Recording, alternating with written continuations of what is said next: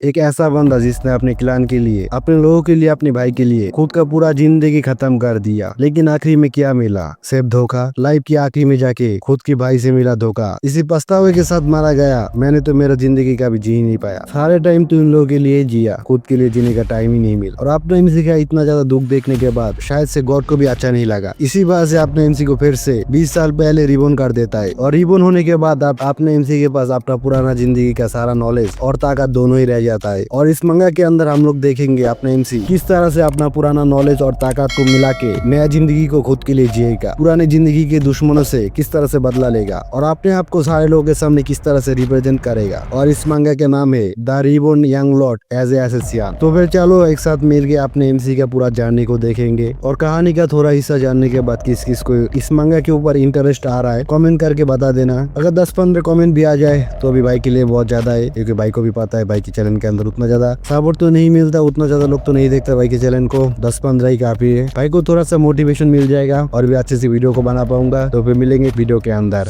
मंगा की शुरुआत में दिखाया जाता है काले बादल से घिरा हुआ एक आसमान को, और अपने एमसी की आवाज में सुनाई देता है, मेरा फादर हमेशा ही कहता था प्लान के लिए जियो और हमेशा ही अपनी भाई की साइड में एक शैडो बन के रहो। और तभी दिखाया जाता है बहुत सारे नाइट्स को, सारे लोगों ने एक बंदे को घेर के खड़ा हुआ है। तभी उस बंदे को पास से दिखाया जाता है जो अपने दोनों घुटने मोड़ के सर को नीचा करके बैठा हुआ है। तभी भीड़ में से एक बंदा सामने की तरफ आते हुए कहता है, कितना इंटरेस्टिंग सीन। और एमसी तो अभी भी उसी हालत में बैठा हुआ है। तभी वो बंदा फिर से कहता है, इस कॉन्टिनेंट की सबसे ज्यादा स्ट्रॉन्गेस्ट नाइट कमांडर्स के खिलाफ अकेला ही फाइट किया। और सारे नाइट कमांडर को दिखाया जाता है अभी भी कुछ घायल है और कुछ अभी भी फाइट की पोजीशन के अंदर ही है। अभी एक बहुत ही बड़ा फाइट खत्म हुआ, और उसके बाद ही कुछ लाशों को दिखाया जाता है। बहुत सारे नाइट्स तो पहले ही मर चुका है। तभी वो बंदा फिर से कहता है, जैसा कि एक्सपेक्ट कर सकता हूँ उस बंदे की भाई से, ये तो बहुत ही ज्यादा इंटरेस्टिंग निकला। और फिर अपने एमसी के नाम पुकारता है, चायन भार्ट। और अपने एमसी गुस्से की नजर से उसकी तरफ देखते हुए कहता है, बोरिस। और तभी वो बंदा बोरिस जोर जोर से हंसने लग जाता है, और अपने एमसी अपना तलवार को पकड़ते हुए कहता है, तुझको ये करने के लिए किसने बोला। और तभी अपने एमसी का ब्लैक रेड और बाहर की तरफ जोर जोर से बहने लग जाता है, चारों तरफ फैल जाता है। और एमसी फिर से कहता है, क्या ये एम्परर था। और अपने एमसी के ऑरा की वजह से ही ये बंदा बोरिस को प्रॉब्लम होना शुरू हो जाता है, और कहता है, ये स्टिंग की ब्लैक फॉग तू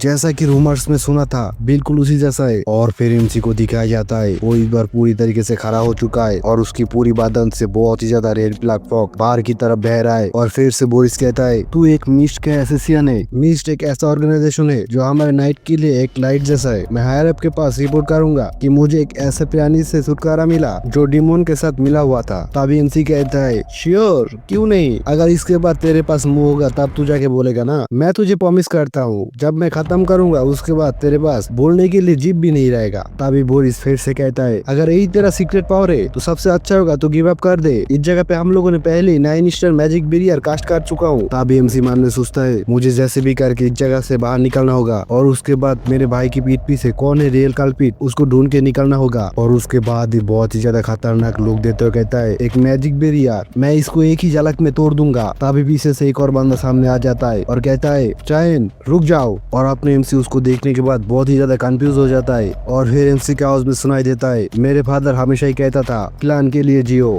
तुम्हारा भाई आसिल इस क्लान को आगे लेके जाएगा। आसिल वेस्ट का सक्सेस ही चायन वेस्ट का सक्सेस। और हम लोगों को पता चलता है अपना एमसी का भाई आसिल वेस्ट। तभी एमसी उसकी तरफ कंफ्यूजन में देखते हुए मन में सोचता है, पीछे की असली कल्प्रिट क्या ये आसिल तुम हो। और आसिल तो धीरे धीरे अपने एमसी के पास में आने लग जाता है, और उसको इस तरह से देखने के बाद अपने एमसी बहुत ही ज्यादा डिप्रेस हो जाता है और सीधा घुटने मोड़ के बैठ जाता है, क्योंकि अपने एमसी ने पूरा जिंदगी अपने भाई के लिए बिता दिया। खुद का कोई डिजाइन नहीं रखा, खुद का कोई चाहत नहीं रखा, हर वक्त अपने क्लान के लिए, अपने भाई के लिए खुद का जिंदगी को दाव पे लगा दिया। मॉन्स्टर से फाइट किया, रिमोन से फाइट किया, लेकिन अभी आखिर में क्या मिला अपने एमसी को, उसका भाई उसको मारने के लिए आ गया। तभी आसिल सामने आने के बाद कहता है, तुमको देखने में ऐसा लग रहा है तुम मुझे इस जगह पे देख के बहुत ज्यादा कंफ्यूज हो। और फिर दिखाया जाता है अपने एमसी और आसिल दोनों ही आमने सामने है, लेकिन अपने एमसी तो बहुत ही ज्यादा डिप्रेस हो चुका है। तभी एमसी बहुत ही ज्यादा रुके रुके आवाज में कहता है, क्यों, क्या है इसका मतलब। तभी आसिल कहता है, चायन तुमने तुम्हारा ड्यूटी आसिल से पूरा किया, क्लान के लिए, लोगों के लिए और मेरे लिए। अभी मैं सिर्फ इतना ही करना चाहता हूँ, तुम्हारे कंधे के ऊपर जितना भी बोझ है मैं सारा उतार देना चाहता हूँ। तभी एमसी कहता है, मैं समझा नहीं, क्या मैंने कुछ गलत कर दिया। तभी आसिल गुस्से में कहता है, रॉन्ग, तू ओमिनियंस फॉग, तू एक मर्डरर के बिना कुछ भी नहीं, और अभी मैं तुझको एक ह्यूमन भी नहीं बोल सकता। एमसी तो से चुप करके उसके पास सुन ही रहा है। और तभी असल फिर से कहता है, तूने हम लोगों को बहुत दिनों से फुल बनाया और तू अभी बोल रहा है कि तुझे पता भी नहीं तेरा गलती क्या है। तभी एमसी मन में सोचता है मर्डरर मेरा गलती, और फिर बहुत ही ज्यादा गुस्से में आ जाता है और मन में सोचता है व्हाट द हेल, वो किस बारे में बात कर रहा है।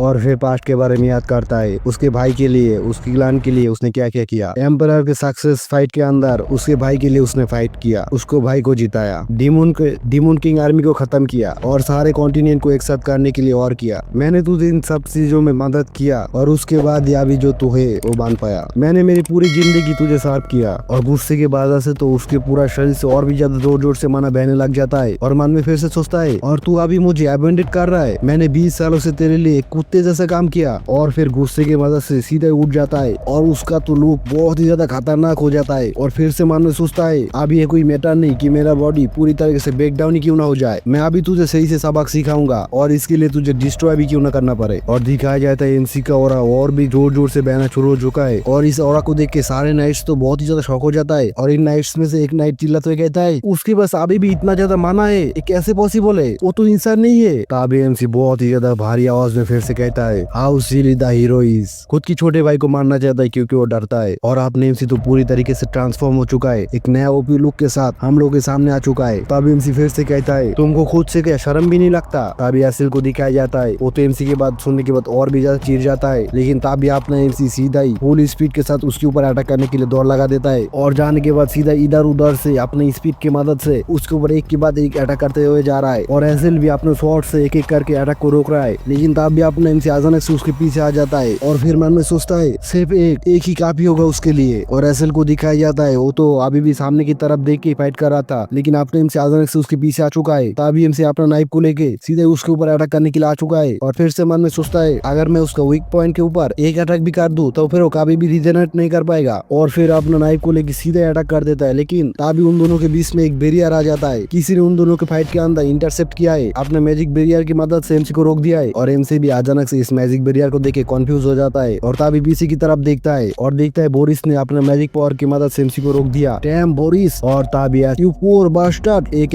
एसिल अपना स्वॉर्ड सीधे अपने एमसी की पेट के ऊपर घुसा देता है और ये स्वॉर्ड सीधे अपने एमसी के आर पार हो जाता है और अपने एमसी के हाथ से नाइफ छूट के नीचे गिर जाता है। तभी एसिल फिर से कहता है मैंने सोचा था तेरे ऊपर एक फेवर कर दूं कि तुझे एक पेनलेस आराम की मौत दे दूं क्योंकि तू मेरा भाई है, लेकिन तूने तेरा असली कलर दिखाई दिया। मुझे पहले से ही पता है तू क्या है, एक डीमन। और एक बात अच्छा है, मैंने शुरू से ही तेरे ऊपर पूरी तरीके से ट्रस्ट नहीं किया था। और उसके बाद ये एमसी के ऊपर एक लात मार देता है और इस बात से आपने एमसी स्वॉर्ड से बाहर निकाल के सीधा नीचे मिट्टी में गिर जाता है। और फिर एरिस साहब को ऑर्डर देता है लेट्स गो। और उसका कुत्ता बोरिस ये सर के सर झुका लेता है और सारे लोग इस जगह से जाने लग जाता है। और तभी अपना एमसी मरते हुए आखिरी पल में सोचता है डैम इट, क्या ही मेरा खात्मा है, मैंने क्या फुल्ली जिंदगी जिया। और उसके बाद ही अपना आंख बंद करने लग जाता है और मन में खुद को ही गाली देता है मैं एक बहुत ही बड़ा स्टूपिड हूँ। और तभी यार इसको दिखाया जाता है वो अचानक से पीछे की तरफ उस आने की सेंस करता है और फिर दिखाया जाता है अपने एमसी आखिरी पूरा ताकत लगा के सीधा यारिस के ऊपर अटैक करने के लिए आ चुका है। और आने के बाद सीधा अपना स्वॉर्ड से अटैक कर देता है और वो अटैक सीधा यारिस के गर्दन के ऊपर भी आ चुका है, लेकिन तभी यारिस अपना स्वॉर्ड से एक बहुत ही बड़ा स्लैश कर देता है और जो स्लैश सीधा अपने एमसी के ऊपर लग चुका है और इस स्लैश की ताकत की वजह से सीधा पीछे की तरफ जाने लग जाता है। और फिर चारों तरफ अंधेरा अंधेरा हो जाता है और अंधेरे के अंदर से आवाज आता है यंग मास्टर चैन। और फिर एक बच्चे को दिखाया जाता है जो अचानक से बेड से उठ जाता है और वो तो डर के मारे पूरा पसीना पसीना हो चुका है। अब कब तक सोने की नाटक करेंगी, जल्दी से उठ के रेडी हो जाइए। तभी एमसी कहता है एमिली तुम यहाँ पे क्या कर रहे हो। और ये सुनने के बाद एमिली तो बहुत ही ज्यादा घबरा जाता है और तभी अपने एमसी को कुछ याद आता है और याद आने के बाद बहुत ही ज्यादा शौक हो जाता है। और फिर मन में सोचता है ऑलमोस्ट 20 साल हो चुका है जब मैंने उसको आखिरी बार देखा था, लेकिन वो अभी तक बिल्कुल पहले जैसा ही है, थोड़ा सा भी नहीं बदला। और एमिली को दिखाया जाता है वो घबराते हुए कहता है आप किस बारे में सोच रहे हो, आप क्या अभी तक सपना देख रहे हो। और अपना एमसी अभी भी मन में सोच रहा है ये जगह मुझे याद आ गया, जब मैं छोटा था ये रूम तो मेरा ही हुआ करता था, सारे फर्नीचर भी सेम टू सेम अपने अपनी जगह पे है। और फिर अपने आप को ताश करते हुए मन में सोचता है वेट क्या मैं बचपन में फिर से वापस आ गया। तभी एमिली और भी ज्यादा गुस्से में आ जाता है और गुस्से में कहता है यंग मास्टर चान। और अपने एमसी कहते हैं हाँ। तभी एमिली और भी ज्यादा सीरियस होकर कहता है आपको ट्रेनिंग के अंदर ना जाना पड़े इसीलिए टाइम को खराब कर रहे हो, आपके माइंड को ठीक करके जल्दी से उठ जाइए। तभी एमसी कहता है ट्रेनिंग, कौन सा ट्रेनिंग। तभी सीन शिफ्ट होता है बाहर, हार्ट किलर ड्यूसी की सारी बिल्डिंग्स को दिखाया जाता है और अपने एमसी बाहर की तरफ देखते हुए मन में सोचता है मुझे अभी भी समझ में नहीं आ रहा है कि मैं सच में पास्ट की ड्यूसी के अंदर आ गया या फिर ये मौत से पहले मेरा पूरा जिंदगी मेरे आंखों के सामने एक झलक के लिए आ गया। मुझे याद आ गया ये तो 27th ईयर पहले फाउंडेशन ईयर 985 पहला मार्च से। और ट्रेनिंग ग्राउंड के अंदर सारे लोगों को दिखाया जाता है, बहुत सारे लोग ट्रेनिंग ग्राउंड के अंदर जमा हो चुका है। तब एमसी फिर से कहता है ये तो मेरे एकेडमी के अंदर जाने से पहले का साल है। हर साल ड्यूसी के अंदर एक ट्रेनिंग सेशन किया जाता है। मेरा फादर जो ड्यूसी का ओनर है ड्यूक भाट खुद इस इवेंट के अंदर अटेंड होता है और इसी वजह से बहुत ज्यादा इंपॉर्टेंट बन जाता है। और अभी मेरा ओपोनेंट है क्रेंस भाट, वो भी मेरा सेम एज का है, मेरा हाफ ब्रदर। और ये बंदा तो अपने एमसी की तरफ देख के बहुत ही ज्यादा क्रीपी सा स्माइल दे रहा है। देखने में ऐसा लग रहा है कि उसको पता है कि वो एक ही बारी में जीत जाएगा, लेकिन इस बार तो अपने एमसी रिबोन होकर आ चुका है। उसको तो ये बात नहीं पता कि उसको तो इस बार जरूरी धूल चका देगा। तब एमसी की आवाज में फिर से सुनाई देता है उसकी मदर मार्गेट यारजीत ड्यूक का वाइफ, और उसकी वजह से क्रांस को बहुत ज्यादा अटेंशन मिलता है। हम दोनों एक ही उम्र का सबसे ज्यादा यंग है इस फैमिली के अंदर, और मैं हूँ एक बास्टर्ड जाइंट सोन। इसका मतलब है कि उसका माँ एक दासी था। एमसी के माँ दासी होने के बावजूद भी एमसी के बाप ने प्रेग्नेंट कर दिया और उसके बाद अपने एमसी आया। तब एमसी की आवाज में फिर से सुनाई देता है उससे मॉक बैटल हारने के बाद मैं सब लोगों का हंसने के कारण बन गया और मैं कुछ भी नहीं कर पाया, और इसी वजह से मेरा फादर मेरे ऊपर थोड़ा सा भी अटेंशन नहीं दिया। तभी फिर से सीन प्रेजेंट में आता है जहाँ पे एमिली अपने एमसी को कहता है आप अभी के अभी सरेंडर कर दीजिए। तभी अपने एमसी कहता है तुम चिंता मत करो, मैं इस बार जीतूंगा। और फिर से मन में सोचता है एमिली एक मेड होने के बाद भी मुझे इतना ज्यादा नीचे नजरी से देखता है, और फिर अपना शॉट को बाहर निकाल लेता है और आजान ऐसी कुछ चीज नोटिस करता है। और फिर मन में सोचता है ये तो सिर्फ एक रेपियर है, लेकिन फिर भी ये इतना ज्यादा हैवी क्यों है? मेरा स्ट्रेंथ अभी सेम है जब मैं इस एस के अंदर था। ये सेंसेशन ये कोई डीम नहीं हो सकता जो मैं मरने से पहले आंखों के सामने फ्लो हो रहा है। और मैंने कभी भी इस तरीके का मैजिक स्पेल के बारे में भी नहीं सुना जो इतना ज्यादा स्ट्रॉन्गेस्ट इल्यूजन मैजिक कर सकता है। तो फिर इसका मतलब क्या मैं सच में पास्ट में वापस आ चुका हूँ? तभी अपने एमसी का भाई एमसी को कहता है तुम अभी तक भाग के नहीं गया, और अपने एमसी तो अभी भी मन में सोच रहा है तो फिर मैं इस बार मेरा फ्यूचर को जरूर चेंज करूंगा। और फिर घूम के अपना फादर की तरफ देखता है। तभी उसका फादर मैच को स्टार्ट कर देता है और इन दोनों के बीच का मॉक बैटल स्टार्ट हो जाता है। तभी उसका भाई सीधा दौड़ के अपने एमसी की तरफ ही आ रहा है और चिल्लाते हुए कहता है तू किधर देख रहा है यू इडियट, और फिर अपना तलवार से सीधा अपने एमसी के ऊपर अटैक कर देता है। लेकिन अपने एमसी तो उसके ऊपर ज्यादा ध्यान ही नहीं दे रहा है और मन में सोच रहा है वो इतना ज्यादा स्लो क्यों है। और जब भी उसका अटैक पड़ने ही वाला था उसी टाइम पे थोड़ा सा हिल के उसके अटैक को डॉस कर लेता है, और वो बंदा तो ये देख के बहुत ज्यादा शॉक हो जाता है और उस बंदे का अटैक सीधा मिट्टी के ऊपर गिरता है। तभी वो बंदा बहुत ज्यादा चिढ़ जाता है और कहता है एक कावड़ के जैसे डॉस किया।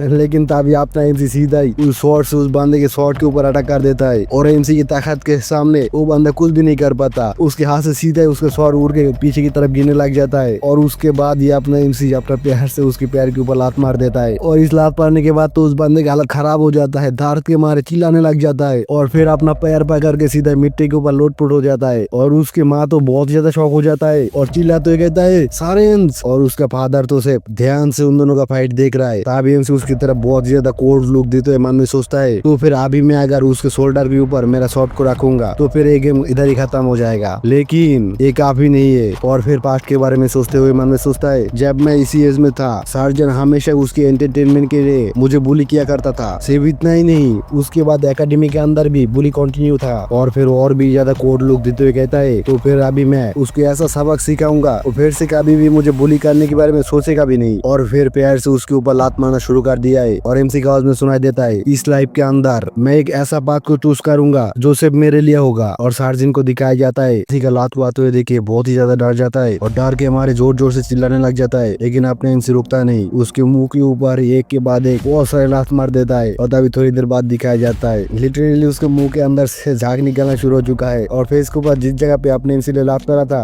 उस जगह से धुआं निकलना शुरू हो चुका है। तभी एमसी हम लोग उसे कहता है इस डुएल का रिजल्ट था सार्जेंट का हार। उसके बाद ड्यूक ने मुझे पर्सनली मिलने के लिए बुलाया। क्या डुएल के अंदर मेरा विक्टोरी इतना ज्यादा इम्प्रेसिव था? और उसके साथ ड्यूक ने मुझे लेने के लिए उनका हाई क्लास नाइट एलेक को भेज दिया। तभी सामने से सार्जेंट का मदर आ रहा है और अपने एमसी साइड से देखते मन में सोचता है क्या मैं अभी उसके सन के बारे में उससे बात करूं? और फिर मन में हंसने लग जाता है और कहता है देखने में तो ऐसा लग रहा है वो बहुत ज्यादा गुस्से में और भी ज्यादा चिढ़ाते हुए एक क्रेजी सा मुस्कान के साथ कहता है क्या सार्जिन सही तो है ना मैडम? और ये बात सुनने के बाद तो सार्जिन का मदर बहुत ज्यादा गुस्से में आ जाता है और गुस्से में कहता है इतना बुरा तरीके से अपने भाई को मारने के बाद तू अभी इस तरीके का सिली क्वेश्चन कैसे कर पा रहा है? तेरे अंदर क्या थोड़ा सा भी शेम नहीं है? तभी एमसी उधर से जाते हुए कहता है क्या कर सकते हैं, एक डुएल ऐसा ही होता है, बाद में मिलेंगे। तभी सार्जिन का मदर पीछे से कहता है इसीलिए लोग कहता है नीचे जाति के लोगों के साथ कभी भी मिलना नहीं चाहिए, जैसा माँ तैसा बेटा। तेरे माँ एक बेश्या थी और इसी वजह से तुझे इतना उड़ना नहीं चाहिए। तुझे तो ग्रेटफुल होना चाहिए कि तू इतना ज्यादा लाकी है। अगर तेरी माँ ने ड्यूक को नहीं फंसा ऐसा होता अभी तक तो सड़क में खाने के लिए भीख मांग रहा होता। और ये बात सुनने के बाद आपने एमसी तो बहुत ही ज्यादा गुस्से में आ जाता है और बहुत ही भयानक इविल लुक देते हुए मन में सोचता है उन्होंने अभी लाइन क्रॉस कर दिया,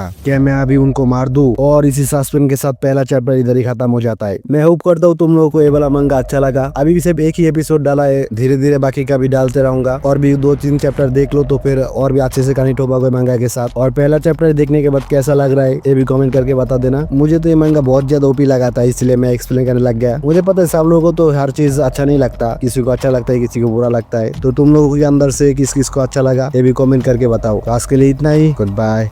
चैप्टर 2 की शुरुआत भी बिल्कुल उसी जगह से होता है जहाँ पे अपने उसी पेरेंट्स की माँ की बात सुनने के बाद बहुत ही ज्यादा गुस्से में आ चुका था और ये लोग के साथ मन में सोच रहा था क्या मैं उनको मार दूं? फिर सोचता है नहीं, मैं उनको इस तरह से नहीं मारूंगा, मुझे इससे भी ज्यादा मेजरेबल बेटर तरीका पता है और उसके बाद मैं उनको आस्ते से धीरे धीरे मारूंगा। तभी एमसी उनकी तरफ देखते हुए कहता है आपको तो पता है मैं इस बार करंस के साथ एकेडमी के अंदर जाऊंगा। भाई लोग आप लोग समझ रहे हो मैं एमसी का भाई का नाम बार बार गलत बोल रहा हूँ, लेकिन क्या कर सकता हूँ, 2 चैप्टर के अंदर ही 3 बार नाम चेंज हो चुका है, श्रांस, ब्रांस और क्रांस। तभी क्रांस का माँ कहती है तू क्या करेगा मेरे बेटे को? तभी एमसी फिर से इविल लुक देते हुए कहता है आप चाहते हो क्रांस सही सलामत उसका ग्रेजुएशन कंप्लीट करे, है ना? और ये सुनने के बाद क्रांस का मदर बहुत ज्यादा चिढ़ जाता है और कहता है तू शैतान कहीं का, तू किस तरीके से मुझसे बात कर रहा है? और अपने हाथ को ऊपर की तरफ कर लेता है अपने एमसी को चाटा मारने के लिए। लेकिन तभी बीच में नाइट आ जाता है और कहता है मुझे माफ करिएगा माई लेडी, लेकिन योर गेस्ट हमारे लिए इंतजार कर रहा है, हम लोग अभी और देरी नहीं कर सकते, तो फिर प्लीज एक्सक्यूज अस। और तभी क्रांस का मदर तो और कुछ नहीं कर पाता, सिर्फ अपने दांत को चिपकाते हुए रह जाता है। और आप एमसी वो तो बहुत ज्यादा हरामी है, वो उस नाइट के पीछे से उनकी तरफ देखते हुए हंस रहा है और हंसते हुए मन में सोचता है ड्यूक का ऑर्डर ही सबसे ऊपर है और मैं अभी ड्यूक का भेजा हुआ नाइट से प्रोटेक्टेड हूँ। और ये बहुत अच्छा बात है कि मेरे पास एक ऐसा नाइट है जो जजिस के सामने भी नहीं झुकता। तभी सीन शिफ्ट होता है एक रूम के अंदर, दरवाजे के सामने नॉक नॉक की आवाज आता है और कोई कहता है कम इन, और फिर दिखाया जाता है ड्यूक सामने ही खड़ा हुआ है और अपने एमसी अंदर आके अपने सर को झुका लेता है और अपने इंट्रोडक्ट देता है मैं हूँ टायोन, इस हाउस ब्रांड का सबसे यंगेस्ट सन, आपके सेवा में हाजिर है योर ग्रेस। और अपना सर को झुकाते हुए मन में सोचता है पिछली 15 साल के अंदर ये पहली बार है जब हम लोग प्राइवेट में बात करेंगे। और उसके फादर उसको कहता है बैठ जाओ और अपने एमसी की आवाज में सुनाई देता है duke Williams bard the great lord, जो विलास को रूस करता है, जो है विशाप एम्पायर की वेस्टर्न टेरिटोरी। और उनको बहुत सारे नामों से पुकारा जाता है जैसा कि the guardian of the continent, एक ग्रेट हीरो जो गॉड गिफ्टेड है पावरफुल मैजिक्स और शार्प माइंड के साथ। और उसके साथ वही एक है जिन्होंने डीमंस की वेंजेंस को रोक दिया था। उन्होंने ऐसा काम किया जिस काम को उनको करने के लिए किसी ने नहीं बोला था, डीमन किंग के इन्वेंशन को रोक के रखा सिर्फ इस कॉन्टिनेंट के पीस को बनाए रखने के लिए। लेकिन मेरे मेमोरी जो है उनके बारे में थोड़ा सा अलग है। वो एक ऐसा व्यक्ति था जिन्होंने चूज किया था खुद का पूरा जिंदगी दूसरों के लिए सर्व करता रहा। अगर दूसरे शब्द में बोलूं तो एक फूल है। अभी उसके फादर एमसी से कहता है तुमने उस शॉट को डॉस किया, जैसा लग रहा था कि तुमको एग्जैक्टली पता है वो शॉट कहाँ पे गिरने वाला है। जब क्रांस ने तुम्हारे ऊपर अटैक करने के लिए दौड़ लगाया, तुमने उस रैपियर का ट्रैजेक्टोरी को सही से मेजर किया और उसके बाद सिर्फ उतना ही अपना बॉडी को हिलाया जितने डॉस करने के लिए काफी हो। तुमने कब शॉटमैनशिप को सीखा? तब एमसी मान में सोचता है ऐसा लग रहा है मैं उनको कोई भी बहाना नहीं दे पाऊंगा। और उसके बाद उसके फादर से कहता है नहीं फादर, मैं सिंपली हर रात को अपने आप ही ट्रेन करता हूँ। तभी उसका फादर फिर से कहता है जिस चायन को मैं जानता था उसके अंदर शॉटमैनशिप का थोड़ा सा भी टैलेंट नहीं था, लेकिन अकेला सीखने का इंटरेस्ट, तो फिर तुम मुझे अभी बताओ तुमने इतना ज्यादा टैलेंट को किस तरह से हाइड कर पाया। अब एमसी अपना सर को खुजाते हुए कहता है आई गेस मैं नहीं चाहता था कि किसी का अटेंशन मेरे ऊपर आए। तब एमसी का फादर कहता है क्या तुम नहीं चाहते हो कि किसी का अटेंशन तुम्हारे ऊपर जाए? तुमने अभी अभी क्रांस को इतना अच्छे तरीके से ओवरपावर कर दिया, लेकिन तुमको क्या नहीं लगता तुमने मॉक बैटल के बाद जो किया वो थोड़ा सा ज्यादा था? और ये सुनने के बाद एमसी परेशान हो जाता है और मन में सोचता है ये सवाल ये तो बहुत ज्यादा मुश्किल सवाल है, क्या ऐसा हो सकता है इन्होंने ये सवाल किया कि मेरे कैरेक्टर को जज कर पाए? तभी एमसी कहता है मैं सिर्फ अपने आप को प्रूव करना चाहता था। तभी एमसी का फादर कहता है प्रूव योरसेल्फ, इसका मतलब क्या है? हो सकता है हम दोनों हाफ ब्रदर्स से, लेकिन मैं प्रूव करना चाहता था कि मैं करण से भी सुपीरियर हूँ। और मुझे जितना समझ में आया था कि इस मॉक बैटल का असली मतलब यही था। तभी थोड़ी देर के लिए इन दोनों के बीच खामोशी छा जाता है और थोड़ी देर बाद उसके फादर हंसते हुए कहता है बहुत अच्छा, एक शार्प शार्प और स्ट्रेट फॉरवर्ड आंसर। मैं बहुत ज्यादा खुश हूँ कि तुम्हारे अंदर इतना ज्यादा टैलेंट है माय बॉय। एक दिन तुम एसिल का एक ग्रेट असिस्टेंट बनोगे। और उसका नाम सुनने के बाद एमसी के अंदर तो भूकंप आ जाता है और सोचता है क्या एसिल का असिस्टेंट बनूं। अभी भी कुछ चेंज नहीं हुआ। फादर अभी भी एसिल के ऊपर ऑब्सेस्ड है और उसके बाद ये अपना गुस्से को दबा लेता है अपने अंदर ही और मुट्ठी बांध कर देता है। तभी एमसी का फादर फिर से कहता है शायद से सिर्फ मुंह से बोलना ये तुम्हारे लिए अच्छा प्राइस नहीं रहेगा, इसीलिए मैं तुमको कुछ देना चाहता हूँ इस मैच को जीतने की वजह से। तो फिर बताओ तुम क्या चाहते हो। और अपने एमसी तो अभी भी सोच रहा है अगर इस तरह से चलता रहा मैं उस सब चीज को डिस्ट्रॉय कर दूंगा जो भी चीज एलिस को सपोर्ट करेगा। तभी एमसी उसके फादर से कहता है मैं चाहता हूँ फ्रंट लाइन के अंदर जाना। और ये बात सुनने के बाद एमिली तो बहुत ज्यादा शौक हो जाता है और शौक के मारे चिल्लाने लग जाता है। और हम लोग को पता चलता है कि अपने एमसी ने उसके फादर के उस प्लेस से बाहर आ चुका है और एमिली को ये बात बता रहा था। और ये सुनने के बाद ये एमिली बहुत ज्यादा शौक हो गया था। और एमिली कहता है कि आप मेरे साथ मजाक कर रहे हो। तभी एमसी कहता है मैंने सिर्फ उनको इतना ही बताया था लेकिन अभी तक कुछ भी डिसाइड नहीं हुआ। तभी एमिली चिल्लाते हुए कहता है आप क्या पागल हो चुके हो, आपको क्या थोड़ा सा भी आइडिया है उस जगह पे कितना ज्यादा खतरा है। और फिर मॉन्स्टरों के बारे में सोचते कहता है उस जगह पे तो बहुत ज्यादा व्हाइट डेविल्स और डीमन भी होगा। तभी एमसी हम लोगों से कहता है हमारा टेरिटोरी बेल्स ओशोप एम्पायर का पश्चिमी एरिया है और यही एम्पायर का इकलौता जगह है जिसको फ्रंट लाइन कहा जाता है। और फ्रंट लाइन का सबसे इम्पोर्टेंट एरिया है लीमा वैली जहाँ पे शादियों से डिमोन्स के साथ युद्ध जारी है। मेरे फादर नहीं चाहता कि मैं उस जगह पे जाऊँ लेकिन उन्होंने एग्री कर दिया एक कंडीशन देने के बाद। लीमन वैली के अंदर जाने के लिए मुझे 1 महीने के अंदर प्रॉपरली क्वालिफाइड होना पड़ेगा लेकिन मुझे नहीं पता कि असली क्वालिफिकेशन क्या है। लेकिन पहला चीज जो मैं करना चाहता हूँ वो है कि मुझसे जितना हो सके उतना ज्यादा तैयारी कर लो। मेरे पिछले लाइफ के कंपेयर में मैं अभी भी बहुत ज्यादा ही कमजोर हूँ। फॉर्चुनेटली मेरे पास अभी भी मेरा पिछले लाइफ का बैटल एक्सपीरियंस और इंटेंस है और अभी भी मैं मेरे बॉडी के अंदर थोड़ा बहुत मैजिक को फील कर पा रहा हूँ। अगर मैं मेरा बॉडी को अच्छे से ट्रेन कर लूँ तो फिर मैं इस मैजिक को अच्छे से इस्तेमाल कर पाऊंगा। फिर ये मेरे लिए परफेक्ट है। मैं इमीडिएटली ट्रेनिंग स्टार्ट कर दूंगा। तभी कोई अपने एमसी का नाम चिल्लाते हुए दरवाजा खोल देता है और पीछे से थोड़ा सा दिखाई देता है। देखने में ऐसा लग रहा है कोई लड़की आ चुका है इस जगह पे और अपने एमसी तो सामने से हाँ करके सब देख ही रहा है। तभी उस लड़की को अच्छे से दिखाई जाता है और एमसी कहता है इलिस। तभी वो लड़की सीधा अपने एमसी का दोनों कलर पकड़ के एमसी को ऊंचा कर लेता है। तभी पीछे से एमिली कहता है मैं होप करता हूँ आप सही हो लेडी एलिस। और एलिस तो अपने एमसी का कलर को पकड़ के जोर जोर से घुमा रहा है और चिल्ला तो कहता है तेरे दिमाग के घास चाटने गया है, तुमने क्या सास में फादर को बोला कि तुम फ्रंट लाइन के अंदर जाना चाहते हो। और एमसी का हालात दिखाया जाता है। एमसी का हालात तो बहुत ज्यादा खराब हो चुका है और पीछे से एमिली रोते हुए कहता है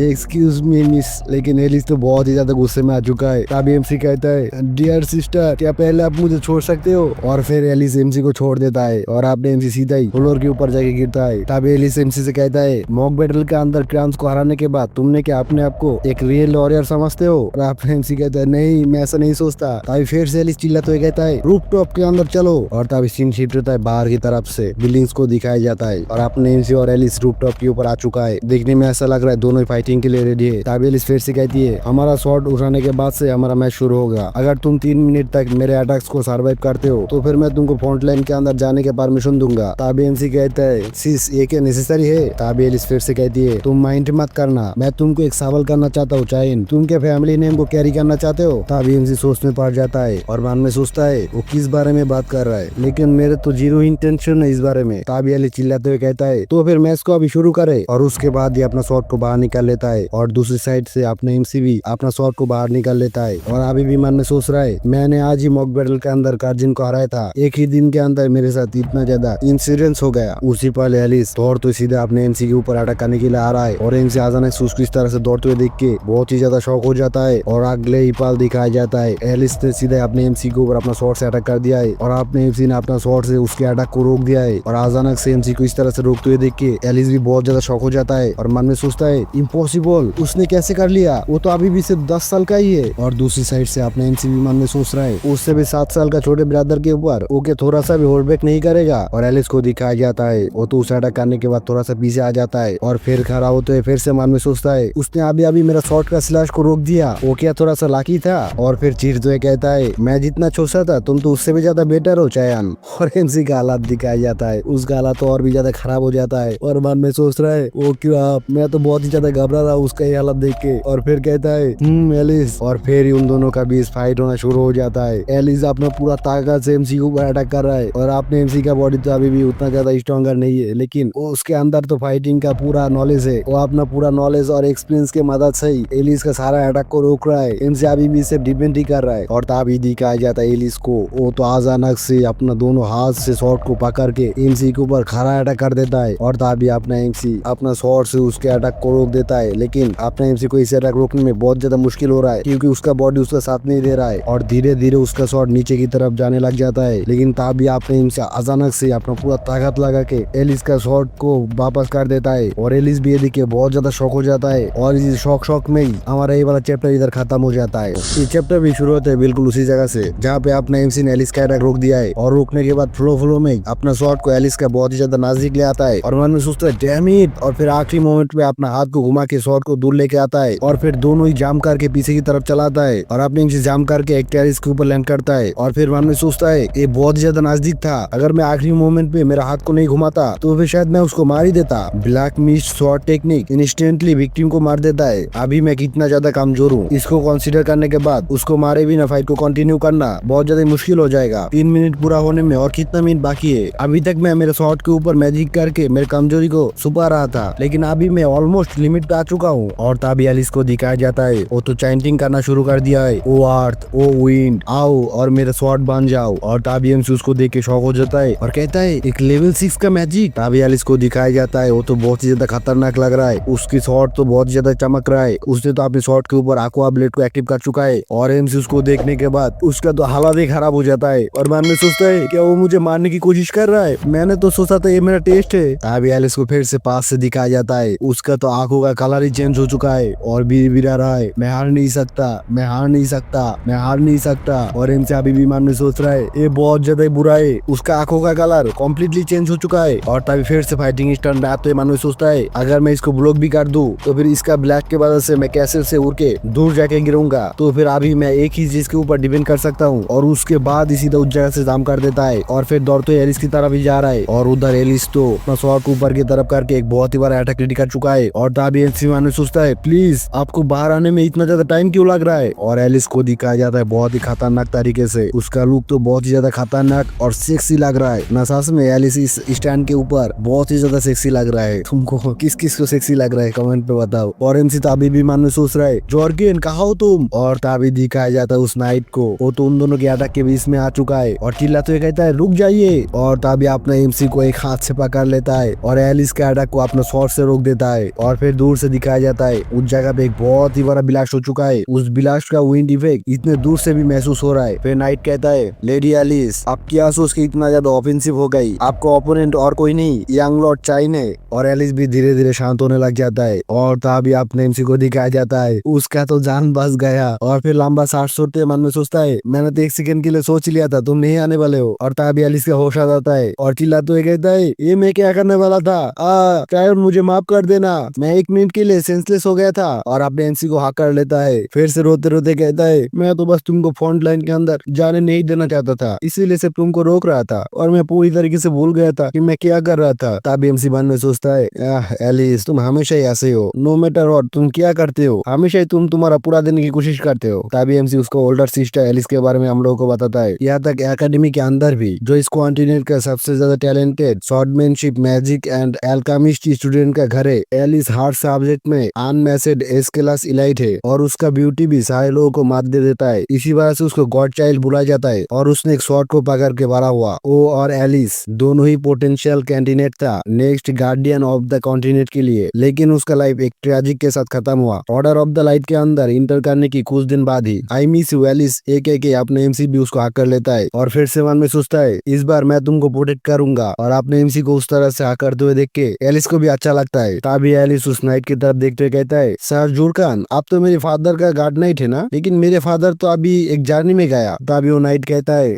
माय लेडी मैं योर ग्रेस का ऑर्डर को फॉलो कर रहा हूँ तो ये टाइम के लिए लॉर्ड चाइन को प्रोटेक्ट करके, लेकिन मैंने लॉर्ड चाइन को इस बारे में नहीं बताया क्योंकि योर ग्रेस ने बताया था मुझे ये काम मुझे सीक्रेटली करना होगा। तभी एमसी को दिखाया जाता है वो मन में सोचता है मैं जब फादर के ऑफिस के अंदर गया था उसी टाइम नोटिस कर लिया था, आई वंडर अगर उनको पता चल गया कि मैंने पहले नोटिस कर लिया उनको तो फिर मैं मास्टर में पढ़ सकता हूँ, अभी मैं ऐसे अटेंड करूंगा कि मुझे कुछ नोटिस ही नहीं हुआ। तभी एमसी फिर से सोच में डूब जाता है और मन में कहता है लेकिन फादर ने जैकलन को सीक्रेटली मुझे प्रोटेक्ट करने के लिए क्यों बोला। और फिर सोचते सोचते सीधा सो जाता है और एलिस तो अभी भी उसको पकड़ा हुआ है और कहता है ओ माय क्या तुम सो गए हो। और फिर मुस्कान के साथ उसको उठा लेता है और तभी सीन शिफ्ट होता है कैसल के अंदर जहाँ पे एलिस का आवाज आता है, वो अभी भी एक छोटा बच्चा ही है। और तभी फिर से सीन शिफ्ट होता है अगले दिन, अपने एमसी को दिखाया जाता है वो तो एक्सरसाइज कर रहा है और अपने एमसी हम लोगों से कहता है एलिस अगले दिन एकेडमी के अंदर चला गया, वो सिर्फ अपनी ग्रेजुएशन से पहले फादर को देखने के लिए आया था। और एमसी को दिखाया जाता है वो तो एक्सरसाइज करने में बहुत ही ज्यादा मुश्किल हो रहा है, प्लस पुशअप करने में उसका हालत खराब हो जाता है। तभी फिर से कहता है मैंने कुछ दिनों के अंदर रियलाइज कर लिया मुझे कितना ज्यादा जरूरत है मेरे स्ट्रेंथ को फिर से वापस लाना। मैंने 2 हफ्ते से एक्सरसाइज के अंदर फोकस किया लेकिन 10 ही मेरा लिमिट है। और एमसी को दिखाया जाता है 10 पुशअप करने के बाद ही उसका हालत बहुत ही ज्यादा खराब हो चुका है। और फिर से मन में सोचता है इस 2 हफ्ते के अंदर मैं कुछ भी नहीं कर पाया, ये सिर्फ 2 हफ्ते का डिसअपॉइंटमेंट है। और मेरा फिजिक वही तो था मेरा स्ट्रेंथ का असली पॉइंट। अपना पुराना बॉडी को याद करते हुए पूरा रो दिया है और कहता है मैं वापस जाना चाहता हूँ। और फिर से कहता है नहीं मुझे जल्दी से दूसरा प्लान बनाना होगा। तभी एंट्री होता है एमिली का। एमिली आके कहता है माय लॉर्ड लेडी एलिस ने आपको एक पैकेज भेजा है। और एमसी भी खुश होता है कहता है ओ ये आ चुका है। और दिखाया जाता है एमिली का हालात, उसका तो बदबू की वजह से बुरा हालत हो चुका है और अपना नाक को पकड़ते हुए कहता है लेकिन इसका स्मेल बहुत ही ज्यादा हॉरिबल है। अभी एमसी फिर से मन में सोचता है हेल हॉन्ट्स का ब्लड, मैंने एलिस का थोड़ा सा एडवांटेज लिया क्योंकि एलिस ने बैटल के अंदर मुझे लगभग मारने ही वाला था, इसी बात से मैंने उसको बोला कि ये मुझे भेज दे और उसने मुझे भेज के एक फेवर कर दिया, एक रेयर आइटम जो सिर्फ लीमा वैली के अंदर ही मिलता है। लेकिन इसके बारे में जो रूमर्स सुना था कि ये चीज ब्लैक मार्केट के अंदर भी मिलता है ये तो सच निकला। लेकिन डिमोनिक बीस्ट का ब्लड स्मेल बहुत ही ज्यादा भयानक होता है और मुंह के अंदर भी बहुत ही ज्यादा जलन होता है और कई सारे लोग तो इसको पॉइजन भी बुलाता है। और दिखाया जाता है अपने एमसी तो उस ब्लड को एक प्लेट के अंदर डाल रहा है और फिर से अपना पुराना स्ट्रेंथ को याद करते हुए कहता है लेकिन इसको पीने के बाद ये तुम्हारा फिजिक्स और मैजिकल पावर दोनों को इनकेस कर देता है। बहुत सारे लोग सोचता है ये सिर्फ एक मिथ है लेकिन मेरे पिछले लाइफ के अंदर मैंने मेरे खुद के आंखों से इसको काम करते हुए देखा। और एमसी को दिखाया जाता है वो तो उस प्लेट को पकड़ के इबिल से स्मेल दे रहा है और पीछे से एमिली कहता है कि आप सास में इसको पीने वाले हो। और आपने एमसी इबिल हंसी के साथ कहता है यस मैं पीने वाला हूँ। तभी मन में सोचता है डोंट वरी एमिली, आखिरकार मैं ही एक हूँ जिसने तुम्हारा बनाया हुआ खाने को खा के डाइजेस्ट करना सिखाए। मुझे अभी भी याद है उसका फर्स्ट डिश, मैंने सोचा था कि एक मशरूम सूप है लेकिन एक बाइट लेने के बाद कुछ देर के लिए मेरा हार्ट ही रुक गया था। लेकिन उसके साथ अगर हेल्ड हॉर्न्स का ब्लड को कंपेयर करूँ तो फिर और तभी उस ब्लड को पूरा पीने के बाद बर्तन को नीचे कर देता है और जोर से चिल्लाते हुए कहता है डिलीशियस। और एलिनी भी उसको देख के शॉक हो जाता है। तभी एमसी सीधा ही खड़ा होते कहता है एमिली। और एमिली भी कहता है हाँ। और फिर लाल आग उसे कोड लुक देते हुए कहता है मैं थोड़ी देर के लिए हटने जा रहा हूँ। और मन में सोचता है मैं देखना चाहता हूँ हेल हाउंड्स का ब्लड कैसा वर्क किया। और तभी सीन शिफ्ट होता है बाहर की तरफ, आपने एमसी दौड़ते हुए इकाई पे जा रहा है और उस शहर से बाहर आने के बाद एक जगह पे खड़ा होके शहर को देख रहा है और मन में सोच रहा है एक दूसरा जगह है जिसको मैं बहुत टाइम पहले देखा था। मैं इस दिन के लिए 2 हफ्ते से इंतजार कर रहा था जब जूरकान मुझे छोड़ के अपनी रूटीन रिपोर्ट देने के लिए जाएगा। एक बहुत ही बड़ा पेन है, अगर हमेशा ही कोई तुम्हारे ऊपर नजर बनाए रखे तो मैं हमेशा इस जगह पे आना चाहता था जब भी मैं अकेला होता था। तभी एमसी इस जगह से सामने की तरफ जाते हुए हम लोगों से कहता है एक दिन जब एसिल को the God of light luminous का डिवाइन रेवोल्यूशन मिला और उस रेवोल्यूशन के अंदर बोला था एक एंशियंट साइन वेन्स का पिछले हिस्से में कहीं पे छुपा हुआ है, तो फिर चलो देखते वो कहाँ पे है। हम लोग निश्चित नहीं था कि इसके ऊपर बिलीव करे या नहीं, लेकिन ढूंढने के बाद एक ऐसा जगह मिला जहाँ पे बहुत ही ज्यादा मना फ्लो हो रहा था। डेफिनेटली इस लाइफ के अंदर वो रहस्य अभी तक उद्घाटन नहीं हुआ है। और अपने से एक जगह बैठ जाता है और हाथ से कुछ करने लग जाता है और कहता है वो चीज इसी के आसपास ही होना चाहिए। और तभी भी लुक देते हुए अपने हाथ के ऊपर माना ले आता है और स्पेल कास्ट कर देता है फ्लॉश। और मन में सोचता है तो फिर अभी मैं ही अकेला बंदा हूँ जिसको इसके बारे में पता है। और फिर अपना हाथ से जमीन के ऊपर अटैक कर देता है। चारों तरफ तो अपना एमसी का रेड ब्लैक ऑरा फैलना शुरू हो जाता है और जमीन टूट के नीचे की तरफ जाने लग जाता है। और तभी नीचे की तरफ देखते हुए फिर से मन में सोचता है एसिल तुमने तो कभी सपने में भी नहीं सोचा होगा मैं क्या करने वाला हूँ। अपने एमसी के अंदर तो बहुत ही ज्यादा खुराफाती आइडिया चल रहा है, पता नहीं अपने एमसी अभी क्या कर देगा। और तभी अपने एमसी के सामने दिखाया जाता है जमीन ऊपर से हट चुका है और नीचे से एक सीढ़ी दिखाया जाता है और सीढ़ी के आखिरी में थोड़ा सा लाइट चमक रहा है। और अपने एमसी ऊपर से कहता है तो फिर क्या हम लोग जाए। और इसी सस्पेंस के साथ हमारा ये वाला चैप्टर भी इधर खत्म हो जाता है। विजिट के शुरुआत में भी दिखाया जाता है अपने एमसी ने अपने हाथ के ऊपर माना लेके सीधे मिट्टी के ऊपर अटक कर देता है और अटक करने की वजह से उधर से मिट्टी हट जाता है और एक बहुत ही बड़ा गड्ढा बन जाता है और नीचे की तरफ दिखाया जाता है एक सीढ़ी। और उसके बाद ये अपने उस सीढ़ी से नीचे की तरफ जाने लग जाता है और हम लोगों से कहता है पिछली बार जब मैं आया था अब ये थोड़ा सा डिफरेंट लग रहा है। 300 साल पहले जब डिमोन और गॉड के बीच एक वॉर हुआ था उससे भी पहले ये जगह गॉड ऑफ लाइट लुमेंडेन का एक शाइन हुआ करता जाता था, कभी किसी ने सोचा भी नहीं होगा हमारी शहर के पीछे इस तरीके का एक जगह छुपा हुआ है। तभी दिखाया जाता है अपने एमसी के सामने एक स्वॉर्ड बहुत ही ज्यादा चमक रहा है और अपने एमसी मान में सोच रहा है, हो तुम इधर हो, इस शाइन का मास्टर। तभी इस शॉट को क्लोज से दिखाया जाता है। इस शॉट देखने में थोड़ा सा ज्यादा पैसा ना लग रहा है। हाँ मुझे याद आ गया, लेकिन देखता हूँ किस किस को इस शॉट के बारे में याद है। पहले चैप्टर में हम लोग ने देखा था इस शॉट को, किसके हाथ में देखा था, कौन है इस शॉट का मास्टर, कमेंट में बताओ तुम लोग। तभी अपने एमसी इस कॉन्टिनेंट की हिस्टोरी के बारे में हम लोग को बताता है। अगस्त 12 999 एससी इंसानों ने आखिरी में वेल्स के ऊपर ऑक्यूपाई किया हुआ डीमन आर्मी को इस जगह से बाहर निकाल दिया। असलियत में ह्यूमंस डीमंस का कोई मैच नहीं था, लेकिन क्योंकि कुछ एंशिएंट रेलिक का डिस्कवर हुआ जिसको ओपन ऑफ गॉड्स बुलाया जाता है, इंसानों के हाथ में विक्टोरी सिन ला के दिया और उनमें से एक होली रेलिक से डोरन डांस, एक होली स्वॉर्ड जो ब्लेस्ड है लाइट ऑफ गॉड लोमिडियन से, एक गॉड ऑफ ओपन के अंदर सबसे ज्यादा इम्पोर्टेंट ओपन से, जिसके मदद से डीमन आर्मी को भगाया गया। और यही ओपन है जो मेरे भाई ऐसे लोन करता है और इसके मदद से ही मुझे मारा। अभी तो तुम लोग आंसर मिल गए कि ये शॉट किसका था, हम लोगों ने कहा देखा था। इससे पहले किस किस ने कमेंट किया था, फिर से कमेंट करके बताओ। और फिर उस शॉट को घूरते हुए मन में सोचता है कि मेरे पास्ट में रिटर्न होने के अंदर डुरांडा का कोई हाथ है, और फिर आग बंद करके टास्क कर लेता है और मन में सोचता है लेकिन जैसा कि मैंने सोचा था कुछ भी नहीं हुआ, और फिर सीधे उस शॉट के ऊपर लात मार देता है। इतना ज्यादा इंपॉर्टेंट शॉट है होली शॉट, उसको तो अपने एनसी ने ऐसे लात मार दिया। और फिर चीरते कहता है इसने मेरा मूड को और भी ज्यादा खराब बना दिया। तब एक गाली भी दे देता है, होली शॉट माय एस। और शॉट को दिखाया जाता है वो भी अपने एमसी के ऊपर चीर रहा है। तभी एमसी फिर से कहता है मैं इस जगह पे जिसके लिए आया मैं से वही करता हूँ। इसका मतलब एमसी ने इस जगह पे होली शॉट को लेने के लिए नहीं आया, तो फिर वो अभी क्या लेगा? ऐसा कौन सा चीज है जो अपने एमसी को होली शॉट से भी ज्यादा इंपॉर्टेंट लगता है? तभी एमसी फिर से कहता है तुम जब लाइट के पीछे जाओगे तुमको एक और शैडो नजर आएगा, और दिखाया जाता है किसी गोल सा फॉर्मेशन जैसा, उसके ऊपर होली शॉट का एक शैडो लग रहा है, लेकिन शैडो के ऊपर से तो ब्लैक रेड ऑरा फैल रहा है, जैसा कि अपना एमसी का ऑरा होता है सेम उसी तरह का ऑरा फैल रहा है। तभी एमसी फिर से हम लोग से कहता है इसको देखने के बाद सब लोगों को ऐसा लगेगा ये एक शॉट का शैडो है, लेकिन इससे कोई सेंस नहीं बनाता है क्योंकि ये कोई शैडो ही नहीं है। जहाँ पे लाइट होगा उस जगह पे एक डार्कनेस जरूर होगा, और उसके बाद ही उस फॉर्मेशन को टास्क कर लेता है और उस जगह से बहुत ही ज्यादा रेड ऑरा फैलना शुरू हो जाता है। और कुछ देर बाद दिखाया जाता है एक सीढ़ी बाहर निकल के आता है और अपने एमसी कहता है अल्टर ऑफ लाइट से घिरा हुआ एक दूसरे चेम्बर में जाने का रास्ता। और तभी दिखाया जाता है अपने एमसी नीचे आ चुका है। आने के बाद एक दरवाजे को हल्के से खोलता है और उस जगह पे क्रैक करके आवाज आता है। तभी सामने दिखाया जाता है एक दूसरा शॉट को, और ये शॉट भी पूरी तरीके से रेड ऑरा से घिरा हुआ है। और आपने एमसी देखते हुए कहता है सच में तुमको फिर से देख के बहुत ही ज्यादा अच्छा लगा मेरा मैजिक सॉल्व। और हम लोग को पता चलता है ये तो अपने एमसी का स्वॉर्ड है। अपने एमसी तो इसको लेने के लिए इस जगह पे मिलने आया था, होली शॉट को लेने के लिए नहीं। लेकिन मुझे लगता है अपने एमसी को होली शॉट को भी ले लेना चाहिए, उसके भाई असिल को कुछ भी नहीं देना चाहिए। सब कुछ लेके छुपा के रखो, तुमको पसंद नहीं तुम छुपा के रख दो, अच्छा होगा,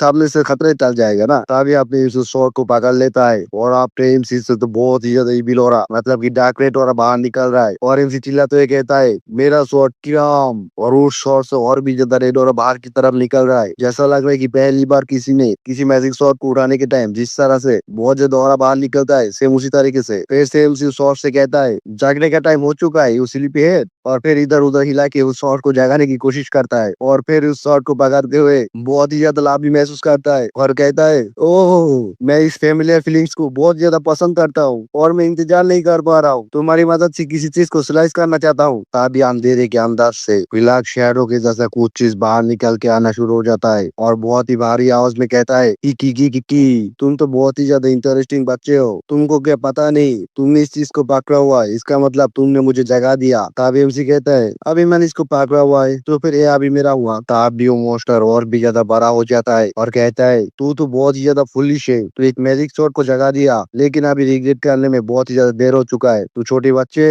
अभी भी बहुत सारे लोगों को समझ में नहीं आ रहा होगा ये चीज क्या है, तो तुम लोगों को बता देता हूँ ये इस शॉर्ट किराम का सोल है और इस शॉर्ट का नाम किराम याद नहीं रहता, इसको हम लोग कालिन बुलाएंगे। और कालिन क्यों कहेंगे ये तो कुछ देर बाद ही पता चल जाएगा, लड़की वाला नाम क्यों दे रहा हूँ। तभी कालिन का सोल कहता है तुम्हारा बॉडी अभी मेरा है, ये बोल के सीधे अपने एमसी को ऊपर अटैक कर देता है। लेकिन अपना एमसी ऐसे खड़ा हुआ है जैसे कि उसको कोई फर्क ही नहीं पड़ रहा है, और जब भी पास में आता है अपने एमसी सीधे उसके दूसरे हाथ से उसकी गर्दन को पकड़ लेता है और वो सोचो की करते रह जाता है। और तभी दिखाया जाता है कालिन का असली चेहरा और एमसी कहता है अगर तुम इतना ज्यादा रेकलेस हो गए तो फिर मैं तुमको रिकॉल नहीं करूंगा। और वो सोल तो बहुत ज्यादा शौक होते कहता है कौन कौन हो तुम किस तरह से मुझे टास्क कर पा रहे हो? और आपने इनसे दिल सा लुक देते हुए कहता है, मैंने तुमको बोला था कि तुम मेरे हो। तभी दिखाया जाता है काइन अपने नाखून को बड़ा बड़ा कर लेता है और सीधे अपने इंसी के ऊपर स्लैश कर देता है नाखून से और चिल्लाते हुए कहता है कारसी हूँ। तभी आपने थोड़ा सा नीचे की तरफ हिल के उस एडक को डॉस कर लेता है और फिर अपने इंसी के हाथ से काइन छूट जाता है और पीछे की तरफ आके खड़ा हो जाता है और फिर कारिन को अच्छे से दिखाया जाता है कारिन तो एक लड़की है और मैंने इसी वजह से कारिन का नाम एक लड़की बना दिया। तभी कारिन कहता है तुम हो कौन? क्या तुम सक्सेसर हो? और एमसी को दिखाया जाता है उससे तो बहुत ही ज्यादा रेड ब्लैक वाला बाहर की तरफ फैल रहा है और एक आग भी चमक रहा है। तभी काइन फिर से कहता है मैं तुम्हारे अंदर से आर का एनर्जी किस तरह से महसूस कर पा रहा हूँ। तभी एमसी कहता है हाँ तुम सही हो, मैं हूँ आर्श का सक्सेसर। तभी एमसी फिर से विल मुस्कुरान देते हुए कहता है अभी तुम्हारे सर को नीचे करो क्योंकि तुम्हारा मास्टर रिटर्न किया है मेरे मैजिक शॉट कारिन। और कारिन को दिखाया जाता है वो तो बहुत ही ज्यादा चीट रहा है और चीटते हुए कहता है लेकिन तू एक छोटा बच्चा है, मैं तुझे एक्सेप्ट नहीं करूंगा। एक एक सीधा अपना नाखून से बहुत सारा अटैक कर देता है अपने एमसी के ऊपर और अपना एमसी भी उसकी बॉडी से उसके अटैक को रोक रहा है। मतलब कि काइन का बॉडी की मदद से काइन के सोल के साथ फाइट कर रहा है और काइन के अटैक को रोकते हुए मन में सोचता है मुझे ऐसा लग रहा है वर्ड्स की मदद से मैं उसको रोक नहीं पाऊंगा। एक मैजिक सोर्ड का अल्टीमेट गोल होता है एक अच्छी बॉडी को पाना, मेरे पास अभी कोई चॉइस नहीं है तो फिर चलो इसको सिंपल करता हूँ। ये बोलने के बाद ये अपने पीछे की तरफ जाने लग जाता है और जाने के बाद एक मुस्कान के साथ कहता है शॉर्ट मैनिपुलेशन और तभी दिखाया जाता है कारिन के ऊपर बहुत ही ज्यादा प्रेशर महसूस होता है और कारिन सीधे नीचे की तरफ झुक जाता है। तभी उनसे फिर से कहता है मैं तुमको साजिश कर रहा हूँ, तुम मुझे एक्सेप्ट कर लो तुम्हारे मास्टर उससे पहले कि मैं तुम्हारे ऊपर और भी ज्यादा फोर्स इस्तेमाल करूँ। और अभी भी कारिन तो बहुत ही ज्यादा गुस्से में है और गुस्से में कहता है तू बच्चे तू उसको इस इंचाइनमेंट के बारे में किस तरह से पता है? और तभी अब कोई भी जवाब नहीं देता, सीधे ही बोल देता है शॉर्ट मैनिपुलेशन और कारिन का साथ तो सीधे मिट्टी के नीचे घुट जाता है प्रेशर की वजह से। तभी अब फिर से short manipulation short manipulation short manipulation 103 बार ही बोल देता है और इस बार से कारिन का आधा बॉडी तो मिट्टी के अंदर घुस चुका है। और एमसी कहता है तो कैसा लगा? और कारिन फिर से कहता है ऑल राइट मैं मानता हूँ तो बच्चे।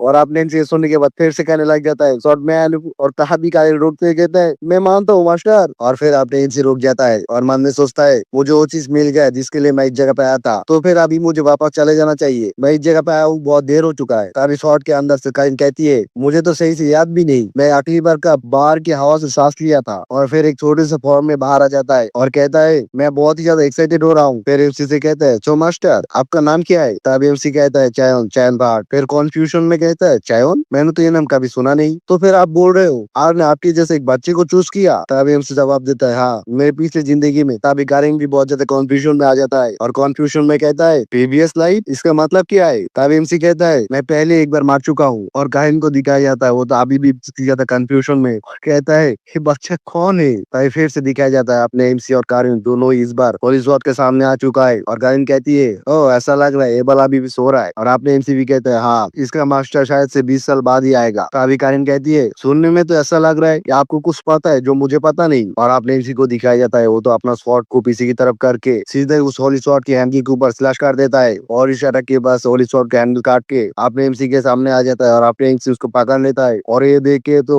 कारिन बहुत ही ज्यादा शौक हो जाता है और कहता है आपके इसके साथ क्या करने का प्लान है? और आपने एमसी वीर से मुस्कान के साथ कहता है अभी भी पता नहीं लेकिन मुझे लगता है ये बाद में जाके बहुत ज्यादा इंटरेस्टिंग होने वाला है। मैंने बोला था ना तुम लोगों को आपने इनसे बहुत ही ज्यादा कामीना है, आपने इनसे कामीनापन का हाथ देखो। हम लोगों को भी पता है तुझे इस शॉर्ट का प्रॉब्लम है तो शॉर्ट को लेके जा ले जाके किसी जगह पे छुपा के रख दे या फिर पूरी तरीके से तोड़ दे, थोड़ा सा हैंडल ले जाके क्या करेगा यह तो बाद में ही पता चलेगा इससे क्या होगा, क्या इंटरेस्टिंग होने वाला है अगले एपिसोड में। तो इसी सस्पेंस के साथ हमारा ये वाला एपिसोड इधर ही खत्म हो जाता है। तो एपिसोड की शुरुआत में दिखाया जाता है सुहाना शाम के टाइम पे घोड़ा गाड़ी शहर से बाहर की तरफ क्लप क्लप आवाज करते हुए चलते हुए जा रहा है और थोड़ी देर जाने के बाद एक जगह पे रुक जाता है और उस घोड़े की गाड़ी के अंदर से निकलता है अपना एमसी। और फिर मन में सोचता है आखिर वो दिन आ ही गया, टाइम कितना जल्दी जल्दी गुजरता है। और तभी अपने एमसी का फादर और उनके साथ बहुत सारे नाइट्स उस जगह पे आ जाता है और अपने एमसी सर को झुकाते हुए कहता है मैं हूँ चायोन हाउस ब्राड का सबसे यंगेस्ट सन आपके सामने हाजिर है यूग्रेस। अभी उसका फादर कहता है मैं तुमको एक बार और कहता हूँ क्या अभी भी तुम स्पॉटलाइट के अंदर जाना चाहते हो? अगर तुम वापस जाना चाहते हो तो फिर मैं तुमको रोकूंगा नहीं। तभी अपने एमसी उसके फादर को डिटरमिन के साथ जवाब देता है हाँ फादर मैं मेरे दिल से स्पॉटलाइट के अंदर जाना चाहता हूँ। तभी एमसी का फादर जुर्गन को ऑर्डर देता है उस चीज को रिलीज करो और जुर्गन अपना सर को झुकाते हुए कहता है यस योर ग्रेस। और उसके बाद एक कागज को अपने हाथ में पकड़ के सामने की तरफ आने लग जाता है और आपने एमसी उस कागज को देख के मन में सोचता है क्या एक मैजिकल स्क्रोल, क्या वो किसी चीज को सामान करने के बारे में सोच रहा है? और तभी जुर्गन उस स्क्रोल को खोल देता है और उसके अंदर से एक फॉर्मेशन ओपन हो जाता है और तभी दिखाया जाता है एक और फॉर्मेशन उसके सामने खोल जाता है और उस बड़े वाले फॉर्मेशन के अंदर से एक मॉन्स्टर बाहर की तरफ निकल रहा है और इस मॉन्स्टर का सांस से लेके पूंछ तक सिर्फ आग और आग दिखाई देता है और फिर दिखाया जाता है उस मॉन्स्टर को पूरी तरीके से अपने एमसी के सामने बाहर निकल चुका है और अपने एमसी को देख के मन में सोचता है एक हेयर होंडा लीमा बेली का एक लो लेवल डिमन बीस्ट और फिर अपना स्वॉर्ड को बाहर निकाल लेता है और फिर से मन में सोचता है ऐसा लग रहा है फादर और नाइफ कोई भी ट्रबल नहीं चाहता है। इसी बस इस टेस्ट को प्रिपेयर किया और सारे नाइट्स की तरफ दिखाया जाता है। सारे नाइट्स भी अपना हाथ को स्वॉर्ड के ऊपर ले आ चुका है। अगर अपने एमसी किसी तरह से मुश्किल में पड़ जाए ये लोग बचाने के लिए आ जाएगा और अपने एमसी भी उन लोगों को देख के मन में सोचता है देखने में ऐसा लग रहा है ये लोग तैयार है, अगर मैं किसी तरह से इसको हराना पाऊँ तो ये लोग आके इसको रोक देगा। तब एमसी का फादर कहता है एक वॉरियर के पास बहुत ही ज्यादा रिस्पॉन्सिबिलिटी होता है क्योंकि तुमने मन बना ही लिया है कि तुम फोर्ट लाइन के अंदर जाओगे तो फिर इस ट्रायल की मदद से अपने आप को प्रूव करो। तभी जुर्कान को दिखाया जाता है वो भी मन में सोच रहा है एक ट्रायल और अपना स्वॉर्ड को कस के पकड़ लेता है और फिर फ्लैशबैक में चला जाता है जहाँ पे जुर्कान कॉन्फ्यूजन में कहता है आप मेरे साथ एक मॉक बैटल करना चाहते हो। तभी अपने एमसी कहता है मेरे फादर ने जिस दिन की बात किया था वो दिन आने में सिर्फ 3 ही दिन बाकी है, मैं सिर्फ हवा में तलवार घुमा के प्रैक्टिस नहीं कर सकता, मुझे कुछ रियल एक्सपीरियंस चाहिए, क्या आप मेरा मदद करोगे। तभी जुर्कान कहता है अगर आप एक मॉक बैटल ही करना चाहते हो आपको शायद आपकी एज की किसी के साथ मॉक बैटल करना चाहिए जैसे कि लॉर्ड क्रांस। तभी एमसी कहता है पता नहीं क्यों लेकिन जब भी मैं उसके पास जाता हूँ वो मुझसे डर के भाग जाता है और पीछे दिखाया जाता है आपने एमसी उसके भाई के पास गया था वो तो दौड़ते हुए भाग जाता है और कहता है मुझसे दूर रहो। तभी कार्जन को दिखाया जाता है वो तो पूरी तरीके से टेंस में आ चुका है और मन में सोचता है मैं तो अभी बहुत ज्यादा मुश्किल सिचुएशन में पड़ गया और फिर कहता है तो फिर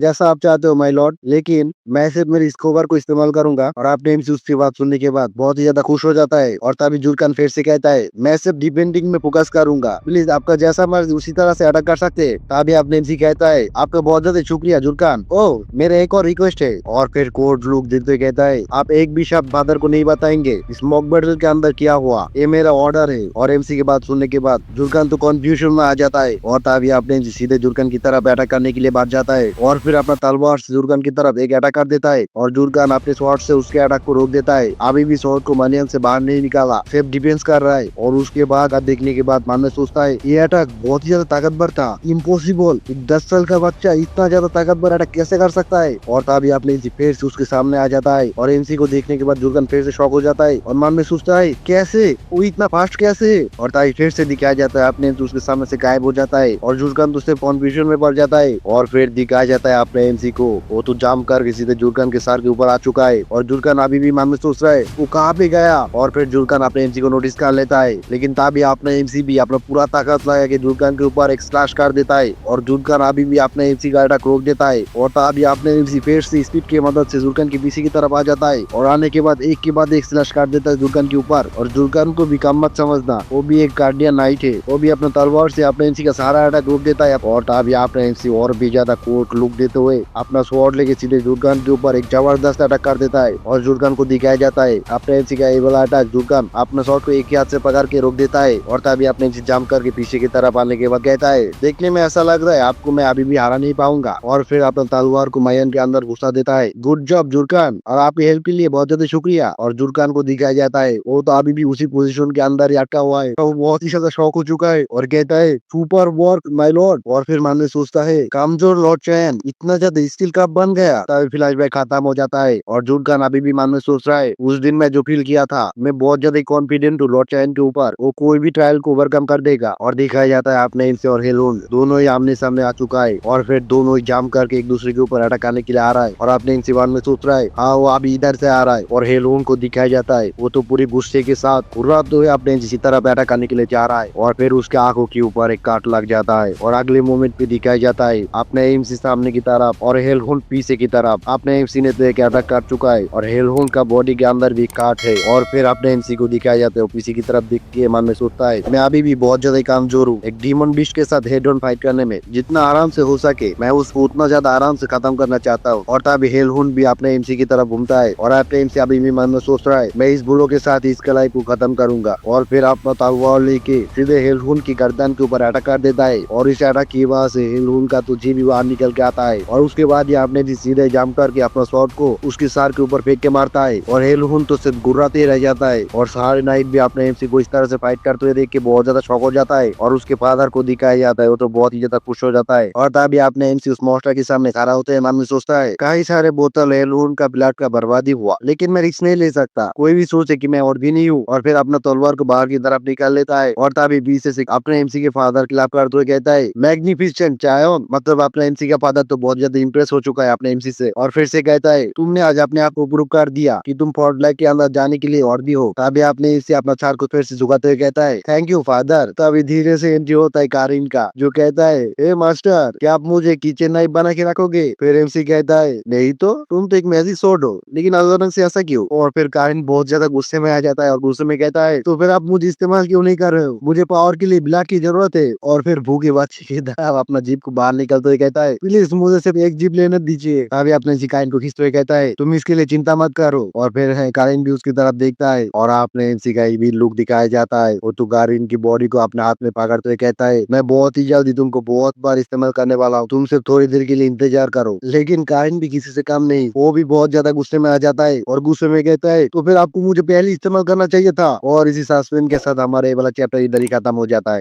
एपिसोड की शुरुआत में दिखाया जाता है एक वॉकर को जो कंधे के ऊपर एक कुल्हाड़ी लेके जोर से रोर कर देता है, और उसकी रोर की आवाज सुनने के बाद एक नाइट जोर जोर से बेल बजाने लग जाता है और चिल्लाते हुए कहता है ओगार ओगार नॉर्थ वेस्ट की तरफ से। और तभी आपने एमसी का फादर चिल्लाते हुए कहता है जल्दी से परमिशन को बनाओ, एक भी बस के जाने ना पाए, अगर कोई भी डिसएग्री किया तो फिर उसको निकाल दिया जाएगा। और सारे नाइट्स भी जोश में आ जाता है और अपने अपने शॉट को ऊपर की तरफ करके बू बू करके चिल्लाने लग जाता है। और तभी दिखाया जाता है बहुत सारे औगार, और उन औगारों के सामने अचानक से एक फॉर्मेशन ओपन हो जाता है और उस फॉर्मेशन के अंदर से बहुत ज्यादा लाइट निकलता है, और इस रोशनी से बचने के लिए सारे औगार अपने हाथों से आग को ढक लेता है। और तभी कोई चिल्लाते हुए कहता है चकर लो। और तभी दिखाया जाता है सारे औगार के पैर के नीचे से जमीन के ऊपर ही बहुत सारे फॉर्मेशन ओपन हो जाता है, और उस फॉर्मेशन के अंदर से बहुत सारे मैजिकल रॉक निकल के सारे ऑगर्स को जकड़ लेता है। और सारे ऑगर्स तो ये देख के सिर्फ चिल्लाते रह जाता है गुरु गुरु। और उसके बाद ये अपना एमसी के फादर चिल्लाते हुए कहता है चार्ज। और उसके चिल्लाने के साथ साथ सारे नाइट दौड़ते हुए सामने की तरफ जाने लग जाता है। और अगले मूवमेंट पे दिखाया जाता है सारे नाइट्स आने के बाद एक एक करके सारे ऑगर्स के ऊपर अटैक करना शुरू कर दिया है, अपने स्वॉर्ड से सारे ऑगर के ऊपर स्लैश कर रहा है। और सारे ऑगर्स तो मैजिकल रूप से जकड़ा होने की वजह से हिल भी नहीं पा रहा है, और सारे नाइट्स आराम से इन लोगों को स्लैश करके मार रहा है। और फिर एक बहुत बड़े ऑगर को दिखाया जाता है और अपनी पूरी ताकत से उस रॉक से छूटने की कोशिश कर रहा है और जोर से चिल्लाते हुए अपना पूरा ताकत लगा रहा है। और तभी सामने से एक नाइट दौड़ते सीधा उसकी तरफ ही जा रहा है और फिर अपना स्पॉट को सीधा करके उसके ऊपर काम करके अटैक कर देता है, और वो अटैक जाके लगता है सीधा उस ऑगर की गर्दन के ऊपर, और इसी वजह से उसे गर्दन तो काट के वो तो बहुत दूर की तरफ जाने लग जाता है। और फिर अपने एमसी और एमिली के सामने आके गिरता है, और ये देखने के बाद अपने एमसी तो शांति रहते हैं, लेकिन एमिली बहुत ज्यादा डर चुका है और डर के मारे रोने लग जाता है। और फिर रोते रोते कहती है माय लॉर्ड, आप इस जगह पे आने के लिए क्यों कहा? आपको क्या डर नहीं लग रहा है? और आपने एमसी तो उसके बात को कोई जवाब भी नहीं देता, उसके ऊपर अपने एमसी का कोई ध्यान ही नहीं है। सिर्फ अपने मन में सोच रहा है फाइनली मैं इस जगह पे रिटर्न किया, बहुत दिन हो चुका है, मैं इस जगह को बहुत ज्यादा मिस कर रहा था, लेकिन ये जगह हमेशा की जैसा एक नरक जैसा है। और एमिली तो अभी भी रो रहा है। फिर तभी अपने एमसी का फादर अपने एमसी के सामने आ जाता है और आने के बाद कहता है कैन फ्रंटलाइन पे आने के बाद तुमको कैसा लग रहा है? अभी अपने एमसी कहता है थोड़ा सा नर्वस हूँ फादर। अभी अपने एमसी का फादर फिर से कहता है जैसा कि तुम देख पा रहे हो एक सोल्जर बैटलफील्ड के अंदर कभी भी मर सकता है, तुम्हें कभी भी अपना गार्ड को डाउन नहीं करना चाहिए। अरे अपने एमसी एक मुस्कान के साथ कहता है हाँ फादर मैं भूलूंगा नहीं। और उसके बाद ये अपने एमसी हम लोगों से कहता है ऐसे फ्रंटलाइन के अंदर एक नॉर्मल दिन है, नॉर्मली इस जगह पे एक दिन के अंदर 3 से 4 बैटल होता ही रहता है, और सारे बैटल ही डिटेल रिस्पॉन्स प्रोटोकॉल के हिसाब से होता है, और ये सारा स्किल हाई नहीं की रोल रखता है। जो भी डीमन बीस्ट फ्रंटलाइन के अंदर घुसने की कोशिश करता है वो सारे बीस्टों को फ्रंटलाइन के अंदर से भागा के, और उसके बाद सिंह शीट रहता है शाम के टाइम पे एक टेंट के सामने बहुत सारे नाइट्स खड़ा हुआ है, और उसके बाद दिखाया जाता है आपने उस टेंट के अंदर से बाहर की तरफ थोड़ा सा झांक रहा है और मन में सोच रहा है मुझे जो टेंट दिया गया ये फ्रंटलाइन से सबसे ज्यादा दूर है, और उसके साथ बहुत सारे गार्ड्स जो मुझे सेव करेगा, और अभी मुझे नहीं पता मैं किस तरह से बाहर जाके कारिन के लिए ब्लड ढूंढूं।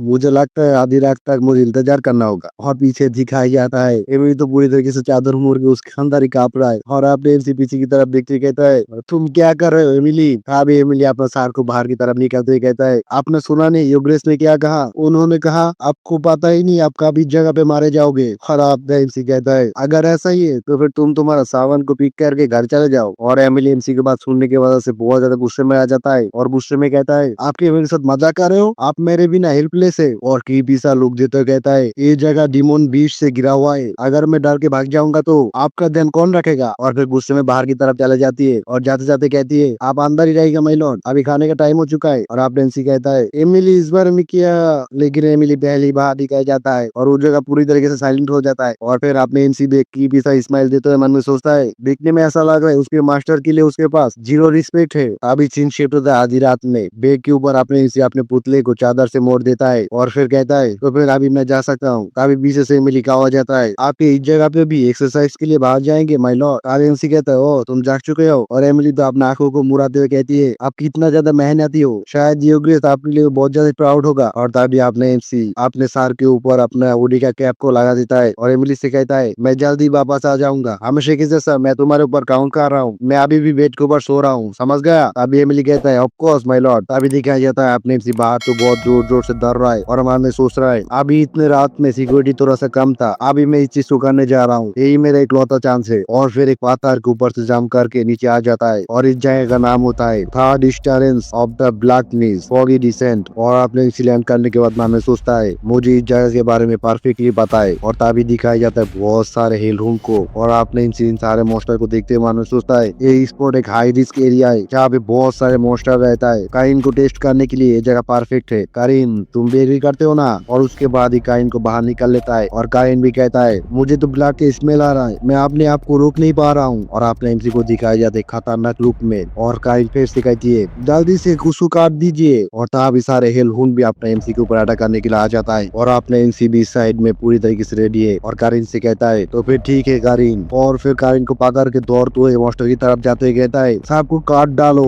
और उसके बाद एक मॉन्स्टर के ऊपर स्लैश लगा देता है, और वो मॉन्स्टर तो एक ही स्लैश में सीधे दो टुकड़े में कट जाता है। और आपने इसे अपने रेड आंखों से उसकी तरफ भी देख रहा है, और उसके बाद एक के बाद एक सारे मॉन्स्टरों को एक साथ स्लैश कर देता है, और इस स्लैश करने के बाद से सारे मॉन्स्टर टुकड़ों टुकड़ों में कट जाता है। और फिर दिखाया जाता है अपने एमसी एक हेलरून की गर्दन के अंदर एक पाइप घुसा देता है, और उस पाइप के अंदर से ब्लड पानी की जैसा बह रहा है। और अपने इसी एक मॉक को उस ब्लड के सामने ले आता है, और वो सारा ब्लड मॉक के अंदर गिरता है, और मॉक भरने के बाद अपने इसी सीधा सारा पी लेता है। और फिर चिल्लाते हुए कहता है ओ यही है वो जगह। और आपने एमसी के अंदर से तो ब्लैक रेड और फिर से बहने लग जाता है। और तभी काइन भी बहुत ज्यादा लाभली आवाज में कहती है ओह मुझे बहुत टाइम से इतना ज्यादा रिफ्रेश महसूस नहीं हुआ था। और तभी दिखाया जाता है अपने एमसी के पीछे और भी दो हेल रूम आ जाता है, और आपने एमसी कहता है परफेक्ट मैं इस तरह से ट्रेनिंग करते रहूंगा। और काइन भी कहती है लेकिन अगर इस तरह से फाइट करते रहेंगे आपको गुरु होने में बहुत ज्यादा टाइम लगेगा। तभी एमसी कहता है डोंट वरी ये रात बहुत ज्यादा लंबा है, और यहाँ पे बहुत ज्यादा मोस्टर भी है, और बहुत सारे मोस्टर को दिखाया जाता है, कुछ तो हेल हुंट है, कुछ ऑगर, कुछ तो जायंट जैसा मोस्टर, और कुछ उड़ने वाला ड्रैगन मोस्टर भी है। और तभी काइन कहती है ओ मास्टर मैं बहुत ज्यादा एक्साइटेड हूँ। तभी उस जगह से सीन शिफ्ट होता है, पहाड़ की चोटी पे एक रास्ते में दो कैरेज जा रहा है, और उसके साथ बहुत सारे नाइट्स भी आ रहा है। तभी कैरेज से खिड़की से दिखाया जाता है एक लड़की को, और अंदर से आवाज आता है हॉटलाइन बहुत ज्यादा डेंजरस है, योर हाइनेस अभी भी बहुत देर नहीं हुआ वापस चलिए। तभी सामने वाली लड़की कहती है मैंने तुमको कितने बार बोला तुम मुझे एक चाइल्ड के जैसा ट्रीट मत करो, मैं कितने बार इस चीज को दोहराऊंगा, मैं हूँ इंपीरियल प्रिंसेस, मुझे मेरे फादर इंपरर के लिए एक असिस्ट बनना होगा ना कि बोझ। अभी मैं इस बारे में एक और भी बात सुनना नहीं चाहता हूँ। तभी सामने वाला लड़की भी कहती है यस योर हाइनेस। ओ मुझे अभी याद आ गया ड्यूक बार्ट के यंगेस्ट सन वो भी फ्रंटलाइन के अंदर ही है, और उन्होंने कहा वो भी आपका सेम एज का ही है योर हाइनेस। तभी प्रिंसेस सामने से कहती है ड्यूक बार्ट ने अपनी यंगेस्ट सन को फ्रंटलाइन के अंदर लेके आया। तभी सामने वाली लड़की फिर से कहती है नॉट एग्जैक्टली, वो भी आपके जैसा फ्रंटलाइन के अंदर आने के लिए खुद से बोला है, क्या हो सकता है आप दोनों एक फ्रेंड बन जाए। अभी प्रिंसेस अपना सर को घुमाते हुए कहती है मैं इंटरेस्टेड नहीं हूँ, बुरा मत मानना मैं अभी सोने जाऊंगा। अभी ऊपर लड़की फिर से कहती है यस योर हाइनेस। फिर प्रिंसेस कुछ देर के लिए शांत रहता है, और उसके बाद कहता है उसका नाम क्या था। फिर वो लाइफ की चमकते हुए कहती है चायोन, लॉर्ड चायोन बाट उसका नाम है। तभी प्रिंसेस रैप करते हुए कहती है चायोन चायोन बाट है उसका नाम। और इसी सस्पेंस के साथ ये वाला एपिसोड इधर ही खत्म हो जाता है। अगले एपिसोड के अंदर देखेंगे आपने उन सारे मॉन्स्टर को किस तरह से मारता है। और एक चीज जो लोग भाई की चैनल के अंदर नए हो प्लीज भाई की चैनल के अंदर विजिट करके प्ले लिस्ट के अंदर से रिबोन यंग लॉर्ड प्ले लिस्ट को विजिट कर लेना। उस जगह पे चैप्टर 1 से लेके चैप्टर 7 तक सारा मिल जाएगा, और सारा देखने के बाद भी आशीष इस मंगा के साथ कनेक्ट हो पाओगे। तो फिर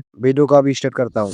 एपिसोड की शुरुआत में दिखाया जाता है एक बर्ड मॉन्स्टर की पेट और गर्दन के ऊपर अटक पड़ जाता है, और वो बर्ड मॉन्स्टर दर्द के मारे वॉक वॉक आवाज निकलता है। तभी दिखाया जाता है अपने एमसी के फादर को, वो चिल्लाते हुए कहता है कैजुअलिटीज को चेक करो। तभी उनके जवाब में एक नाइट चिल्लाते हुए कहता है कोई भी घायल नहीं हुआ सर। तभी अपने एमसी का फादर कहता है वेरी गुड, तो फिर सारे लोग कैंप की तरफ वापस चलो। तभी वो नाइट फिर से कहता है यस योर ग्रेस, और उसके बाद ही अपने एमसी की तरफ घूम के देखता है, और अपने एमसी को दिखाया जाता है वो अभी अभी एक बर्ड मॉन्स्टर को मार चुका है। उस बर्ड मॉन्स्टर की पेट के ऊपर अपना पैर रख के अपना तलवार को बाहर निकाल लेता है, और फिर सीधे अपना मालियन के अंदर घुसा देता है। तभी अपने एमसी का फादर एमसी से कहता है तुमने क्या अपना लाइफ को फ्रंट लाइन के अंदर एडजस्ट कर चुके हो। तभी अपने एमसी रिस्पेक्ट में अपना सर को झुकाते कहता है यस फादर हर रोज ही मैं कुछ ना कुछ नया सीख रहा हूँ। अभी एमसी का फादर कहता है ओ ऐसा बात है, मैंने तो सोचा था तुम 1 या 2 दिन के अंदर ही बोलोगे मैं घर जाना चाहता हूँ। तुम इतने दिन तक इस जगह पे हो, ये सोच के मैं बहुत ज्यादा प्राउड महसूस कर रहा हूँ। और आपने एमसी उसके फादर का बात सुनने के बाद थोड़ा सा शॉक हो जाता है और मन में कहता है क्या। तभी आपने एमसी के फादर उस जगह से जाते हुए कहता है कल सुबह जल्दी मेरे तांबू के अंदर आ जाना, मैं तुमसे कुछ इंपॉर्टेंट बात करना चाहता हूँ। और आपने एमसी तो उसके फादर की बात सुनने के बाद मन में सोचता है मैंने फादर की फेस के ऊपर इस तरीके का लुक कभी भी नहीं देखा था। और उसके बाद ये अपने फादर को कहता है हाँ फादर मैं जल्दी आ जाऊंगा। तभी सीन शिफ्ट होता है रात में एक पहाड़ की साइड में और दिखाया जाता है एक बहुत बड़ा क्रीचर किसी के ऊपर अटैक कर चुका है और एक पैर पीछे की तरफ घसीट हुए जाता है। और फिर दिखाया जाता है अपने एमसी को, अपने एमसी कारिन को लेके रात में अकेला फाइट करने के लिए फिर से आ चुका है। और फिर दिखाया जाता है अपने एमसी के सामने एक बहुत ही बड़ा डेथ वर्म को। और अपने एमसी कहता है ये लोग यूजुअली वैली की गहराई में मिलता है। तभी कारिन कहती है हे मास्टर देखने में ऐसा लग रहा है आप थोड़ा सा स्ट्रगलिंग कर रहे हो, तो फिर आप थोड़ी टाइम के लिए मुझे टेक ओवर करने दो। तभी अपने एमसी कारिन से कहता है टेक ओवर करोगे, तुम तो अभी अपने इंटेंशन को हाइड भी नहीं कर रहे हो। तभी कारिन फिर से कहती है डोंट वरी, जब भी मेरा काम खत्म हो जाएगा मैं कंट्रोल वापस दे दूंगा। तभी डेथ वर्म की थोड़ा सा बॉडी को दिखाया जाता है जहाँ पे अपने एमसी ने काट लगाया था, वो जगह धीरे धीरे ठीक होने लग जाता है। और तभी कारिन फिर से कहती है आपने क्या देखा माइनर साउंड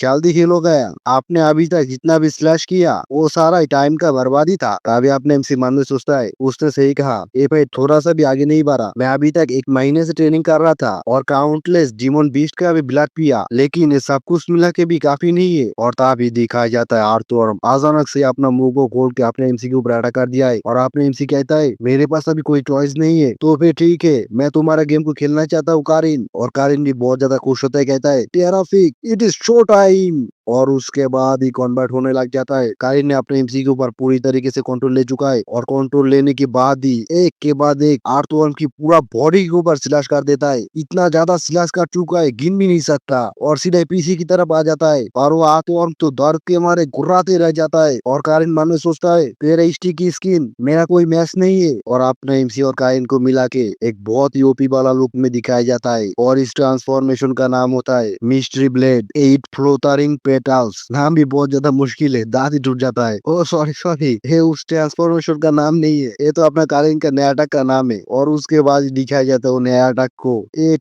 के बाद एक स्लैश चारों साइड से किया और ऊपर से नीचे तक जबरदस्त काट लगा दिया। आर्थवर्म की पूरा बॉडी के ऊपर काट लग चुका है और इस बार एक काट लगने के वजह से आर्थवर्म तो ऊपर से नीचे तक थोड़ा थोड़ा करके 2 हिस्सों में काटते हुए जा रहा है। उसका बॉडी पूरी तरीके से अलग होना शुरू हो चुका है और आप एमसी और कारिन को फिर से एक बहुत ही जबरदस्त ओपी लुक में दिखाया जाता है। और फिर उधर से सीन शिफ्ट होता है, एक मोस्टर मरा हुआ है और एक नाइट का हाथ दिखाया जाता है और वो बंदा कहता है ये मोस्टर मारा ज्यादा देर नहीं हुआ, एक बहुत ही पावरफुल मैजिक है सर, क्या ये डीमन हो सकता है। और फिर दिखाया जाता है अपना एमसी का फादर चोर खान और कई सारे नाइट एक साथ आ रहा है, शायद से अपने एमसी को ढूंढने के लिए आ रहा है। तभी एमसी का फादर कहता है अगर डीमन इस जगह पे आ चुका है तो फिर हम ऐसे बैठे नहीं रह सकते, इस पूरी एरिया को सर्च करो और सारे मोस्टर की क्रॉप्स को जला दो। तभी नाइट्स कहता है यस योर ग्रेस। तभी अपने एमसी के फादर अभी भी मोस्टर की तरफ देखते हुए मन में सोच रहा है इस हॉर्ड का ऊन देखने में फेमिलियर नहीं लग रहा है, क्या ये डियाबो हो सकता है। तभी जुरकान पीछे से कहता है यो ग्रेस आपको ये देखना चाहिए। और एमसी का फादर तो कंफ्यूजन में आ जाता है और उस जगह पे आने के बाद बोलता है क्या है। तभी जुरकान अपने हाथ की मशाल को ऊपर की तरफ करता है और फिर सामने दिखाया जाता है वही आर्थवर्म को जो थोड़ी देर पहले आपने एमसी में टुकड़े टुकड़े में काट दिया था। तभी जुरकान कहता है देखिए यो ग्रेस एक डेथ वर्म है। और आपने एमसी का फादर कहता है लेकिन एक डेथ वर्म को इस तरह से कौन काट सकता है। और फिर सोच में पड़ जाता है और मन में कहता है क्या ये वो लोग हो सकता है। तभी आपने एमसी की आवाज में सुनाई देता है manifesting of the magical sword, इसके मदद से मैंने मेरे बॉडी के ऊपर काइन को टेक ओवर करने दिया और उसके बाद ही काइन ने अपना फुल पावर को इस्तेमाल कर पाया। लेकिन अगर मैं केयरफुल नहीं रहूंगा तो फिर मैं अपने कॉन्शियसनेस को भी खो सकता हूँ। और एमसी को तो एक इविल लुक में दिखाया जाता है, आधा बॉडी के ऊपर काइन ने टेक ओवर कर चुका है और आपने एमसी बहुत ही ज्यादा इविल लग रहा है, पूरा एक मॉन्स्टर जैसा। और आपने एमसी तो सोचते सोचते पूरी रात सोया भी नहीं, ऐसे भी तो रात में सूप के मॉन्स्टर को मारने के लिए चला गया था, लेकिन आने के बाद जो थोड़ा सा सोता है वो थोड़ा सा नींद भी गायब हो चुका है आपने एमसी का। और मन में सोच रहा है मैंने क्या उसकी उस टेक्निक को इस्तेमाल करने दिया सिर्फ एक मॉन्स्टर को मारने के लिए। ये अच्छा हुआ था मैं पूरा 1 महीने से मॉन्स्टर के ब्लड को पी रहा था। और फिर अपना सर के ऊपर हाथ रखते हुए कहता है मेरे सर बहुत ही ज्यादा दर्द कर रहा है। और फिर से मन में सोचता है अगर ऐसा नहीं करता तो फिर मेरा बॉडी अभी तक शायद डिस्ट्रॉय भी हो जाता। तभी पीछे से कालीन का हो जाता है। वो कहती है अभी मैं समझा। और अपना इनसे कॉन्फ्यूजन में उसकी तरफ देखता है। तभी कालीन फिर से कहती है आप बाहर से देखने में एक 10 साल के बच्चे हो लेकिन आपका बोलने का तरीका और एक बच्चे जैसा नहीं है। और जिस तरह से आपने मुझे हैंडल किया ऐसा लग रहा है आपका फर्स्ट टाइम नहीं था। और उसके साथ साथ आप लीमा वैली को भी अच्छे से जानते हो जैसा कि आपका बाएं हाथ का खेल है। और आप जिस तरह से short technique of the mist को इस्तेमाल करते हो लगता है कि उस टेक्निक को आप 30 सालों से प्रैक्टिस किया है। और आपने एक बार बोला भी था कि आप पहले भी एक बार मार चुके हो तो फिर अभी उस चीज में मुझे थोड़ा सा भी डाउट नहीं है। आप फिर से पास्ट में रिटर्न किए हो। तभी आपने भी सीधे उसको बोल देता है मैंने तो सोचा कि मैंने तुमको एक बार बोल दिया था। और खाली ये बात सुनने के बाद कॉन्फ्यूजन में आ जाता है। और फिर चिल्ला पे कहता है हाँ आपने बोला था लेकिन आपने सही से एक्सप्लेन नहीं किया था। तभी एमसी कहता है छोड़ो इसको एक बहुत बड़ी स्टोरी है। तभी गायन फिर से कहती है इन एनी केस आपके जैसे किसी को मारने में आसान नहीं होगा तो इसका मतलब शायद से आपको डोरान डाक का ओनर ने मारा होगा। और इसके अंदर सिर्फ दो ही तरीके हो सकता है या तो आप एक डुएल के अंदर मारा गया या फिर आपके साथ बिट्रे किया गया। और कारिन का बात सुनने की वजह से आपने इसे तो थोड़ा सा डिप्रेशन में चला जाता है। तभी कारिन क्रीपी सा स्माइल देते हुए कहती है कुछ ऐसा चीज है जिसके वजह से मुझे लग रहा है आपने शायद से बिट्रियल का शिकार हुआ। तभी आपने एमसी कहता है क्या तुम किसके वजह से ऐसा सोच रहे हो। तभी कारिन फिर से कहती है मैंने देखा था आपने किस तरह से होली शॉट को घूर रहा था। अगर आप सोचते हो कि मैं उस चीज के ऊपर ध्यान नहीं दूंगा तो फिर मुझे और भी ज्यादा मूर्ख होना पड़ेगा। तो फिर इसका मतलब आप रिवेंज के लिए निकले हो क्योंकि आप पास्ट में वापस आ चुके हो अपना रिवेंज को पूरा करने के लिए। तो फिर एक चीज को याद रखना अगर आपने थोड़ा सा भी वीकनेस दिखाया तो फिर आपका बॉडी मेरा होगा। ये कारिन भी बहुत ज्यादा काबिल है। ये तो अपना मास्टर के बॉडी को टेक ओवर करने की सोच रहा है। मैंने तो सोचा था कारिन अपने एमसी की पूरी तरीके से बॉस में आ चुका है लेकिन इधर तो ऐसा चल रहा है अगर थोड़ा सा भी मौका मिला वो सीधे अपने एमसी की बॉडी को टेक ओवर कर लेगा। तभी आपने एमसी कारिन को गुस्सा मारते हुए कहता है तुम अपनी जगह पे रहो तुम्हारा मास्टर कोई फूल नहीं है। और कारिन को दिख गया कहता है आपने एमसी के गुस्सा करने के बाद सीधे जाके बहुत सारे सामानों के साथ टकरा जाता है और सीधे उल्टा हो चुका है।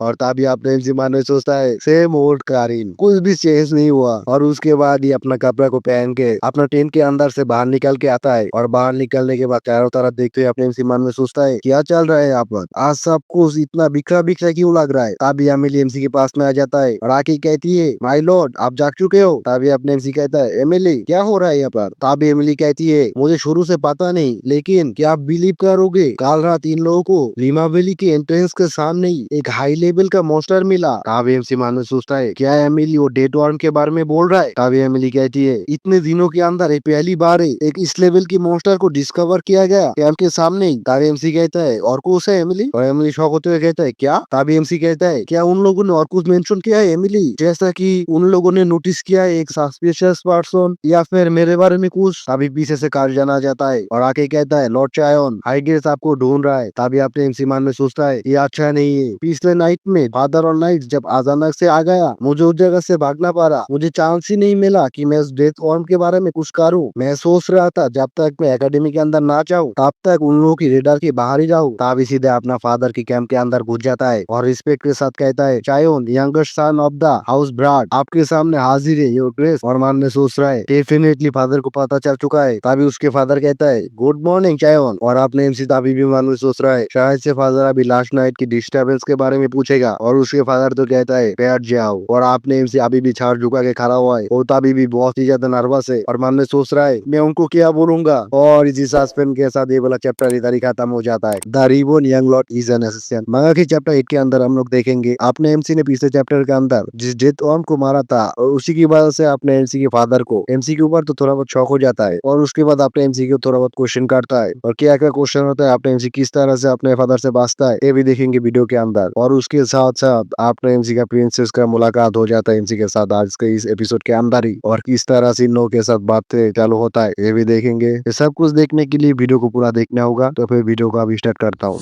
ये चैप्टर भी शुरू होता है बिल्कुल उसी जगह से जहाँ पे आपने एमसी को उसके फादर ने बुलाया था और आपने एमसी भी उसके फादर के टेंट के अंदर गया था उसके साथ। और उसके फादर उससे क्या बोलने वाला है ये सोच के ही बहुत ज्यादा टेंशन में था। और उसके बाद ही दिखाया जाता है आपने एमसी और उसके फादर दोनों ही बैठ चुका है और आपने एमसी के फादर अपने एमसी से कहता है मैं तुमसे सीधा सीधा पूछता हूँ, कल रात तुम क्या कर रहा था? तभी आपने फिर थोड़ा सा नर्वस हो तो ही कहता है, मैं बहुत ज्यादा थक चुका था, इसीलिए जल्दी सो गया था। तभी आपने एमसी के फादर मन में सोचता है, जल्दी सो गया था, लेकिन वो ऊन सारा ही तो एक जैसा ही है, जैसा कि चायन के अटैक की वजह से बनता है, दोनों ही तो एक जैसा ही है। मैं क्या बहुत ज्यादा रिडिकुलस सोच रहा हूँ? तभी आपने एमसी कहता है, लेकिन फादर आप क्यों पूछ रहे हो? और उसका फादर तो अभी भी सोच रहा है, उसके जैसे एक छोटे बच्चे के लिए ये सोचना भी बहुत ज्यादा डिफिकल्ट है कि वो एक दे तो हमको इस तरह कर सकता है। तभी आपने एमसी फिर से उसके फादर को पुकारता है और कहता है, आप किस बारे में इतना ज्यादा सोच रहे हो? तभी अपने एमसी के फादर एमसी से कहता है, तुमने तो सुना ही होगा कल रात को कैंप के पास में क्या हुआ, और हम लोग अभी भी उस मैटर को देख रहा हूँ, और मुझे लगता है इस इंसिडेंट के पीछे एक छुपा हुआ एसोसिएशन ग्रुप जिसको मिस्ट बुलाया जाता है, इन लोगों का हाथ है। और एमसी कहता है, द मिस्ट? तभी एमसी के फादर फिर से कहता है, हाँ, एक ऑर्गेनाइजेशन जो एंशिएंट टाइम से चलता हुआ आ रहा है, लेकिन इन लोगों का गोल के बारे में किसी को भी पता नहीं। लेकिन इन लोगों ने पूर्गिंग के नाम पे काउंटलेस नोबल्स को असैसिनेट किया था। ये लोग किसी को मारने के बाद जो मिस्ट छोड़ के जाता है, इस बार से ये लोग बहुत ही ज्यादा फेमस है। लेकिन एक दिन अचानक से ये लोग डिसअपेयर हो गया। ये लोग आखिरी बार 300 साल पहले दिखा था, लेकिन वो डेथ वॉर्म की बॉडी जो लास्ट नाइट में हम लोग को मिला, उसके अंदर भी ब्लैक मिस्ट ग्लो कर रहा था। और ये चीज एक अनमिस्टेबल मार्क है आर्का, जो गॉड ऑफ डार्कनेस का सर्वेंट है और गॉड ऑफ डार्कनेस का सक्सेसर। अगर मेरे इंटेंशन करेक्ट हुआ तो फिर उन सारे मॉन्स्टर और डेथ वॉर्म को मारने के पीछे मिस्ट का ही हाथ है। तभी अपने एमसी मारने सोचता है, इनक्रेडिबल, उन्होंने उस मॉन्स्टर की उड़ को देख के पता कर लिया कि उसके पीछे मिस्ट ऑर्गेनाइजेशन का हाथ है, जो 300 साल पहले डिसअपियर हो गया था। और जो लोग भूल गए उन लोगों को बता दो, अपना एमसी भी एक टाइम में ऑर्गेनाइजेशन मिस्ट का ही एसोसिएशन हुआ करता था। और तभी अपने एमसी का फादर फिर से कहता है, इन लोगों के अपीयरेंस का रीजन पता करना इम्पॉसिबल है, लेकिन हम लोगों को सतर्क रहना पड़ेगा। मैं अभी इम्पेरर को एक रिपोर्ट करने जा रहा हूँ, और उसके बाद ही इसके बारे में और भी ज्यादा गहराई से इन्वेस्टिगेट करूंगा। तारी एमसी कहता है, यस फादर। और फिर मन में सोचता है, देखने में तो ऐसा लग रहा है इन्होंने मुझे हुक में अटका लिया। और तभी अपने एमसी के फादर को भी दिखाया जाता है, वो भी मन में सोच रहा है, हाउ रिडिकुलस, मैंने चायन को एक एंशिएंट एसोसिएशन ग्रुप के साथ लिंक कर दिया, वो अभी भी एक बच्चा है। और फिर अपने एमसी से कहता है, मुझे इसके बारे में सिर्फ इतना ही कहना था। तो फिर अभी तुमने तो सुना ही होगा कौन विजिट कर रहा है? तब एमसी कहता है, हाँ, मैंने थोड़ा सा सुना था एम्परर विजिट करने वाला है, लेकिन ये क्या आज ही है? तब एमसी का फादर कहता है, हाँ, और इसी वजह से मैं तुमको एक रिक्वेस्ट करता हूँ। और एमसी शौक होते ही कहता है, एक रिक्वेस्ट? तभी उस जगह से सीन शिफ्ट होता है। एक नाइट बहुत ही बड़ा शंख को बजाता है। तभी एमसी का फादर कहता है, his majesty the emperor, your humble servant William भाट duke of Wales, get your emperor majesty. तभी दिखाया जाता है एम्परर को, वो अभी भी घोड़े के ऊपर ही है। और एमसी के फादर से कहता है, विलियम, और उसके बाद ही घोड़े से नीचे उतर जाता है। और एमसी के फादर को पकड़ते हुए कहता है, मेरे ओल्ड फ्रेंड, इतना ज्यादा फॉर्मल होने का कोई जरूरत नहीं है। और एमसी के फादर कहता है, योर मैजेस्टी। और तभी एम्परर का नजर अपने एमसी के ऊपर जाता है और कहता है, तो यही वो बच्चा है? तभी अपने एमसी भी कहता है, your humble servant great you emperor majesty, मैं हूँ चायन भाट, यंगेस्ट ऑफ द भाट हाउस। इतना खतरनाक जगह में कि अगला लड़के को देखना, सचमुच आपकी लीडरशिप में काम करने वाले लोग बहुत ही ज्यादा असाधारण है। तभी अपने एमसी मन में सोचता है, उनका रिक्वेस्ट करने का मतलब क्या यही था, अपने बेटे को दिखा के शो ऑफ करना। और फिर प्रीवियस लाइफ के बारे में याद करते कहता है, मेरे प्रीवियस लाइफ के अंदर जब भी एम्परर हमारे उधर आता था, वो हमेशा ही मुझे हाइड करके रखता था। तो फिर सास में मैंने इस बार मेरे फादर की ट्रस्ट को मेरे ऊपर ले आ चुका हूँ। तभी फिर से सीन प्रेजेंट में आ जाता है और एम्परर कहता है, और सबसे इम्पोर्टेंट थिंग, मेरे पास कोई है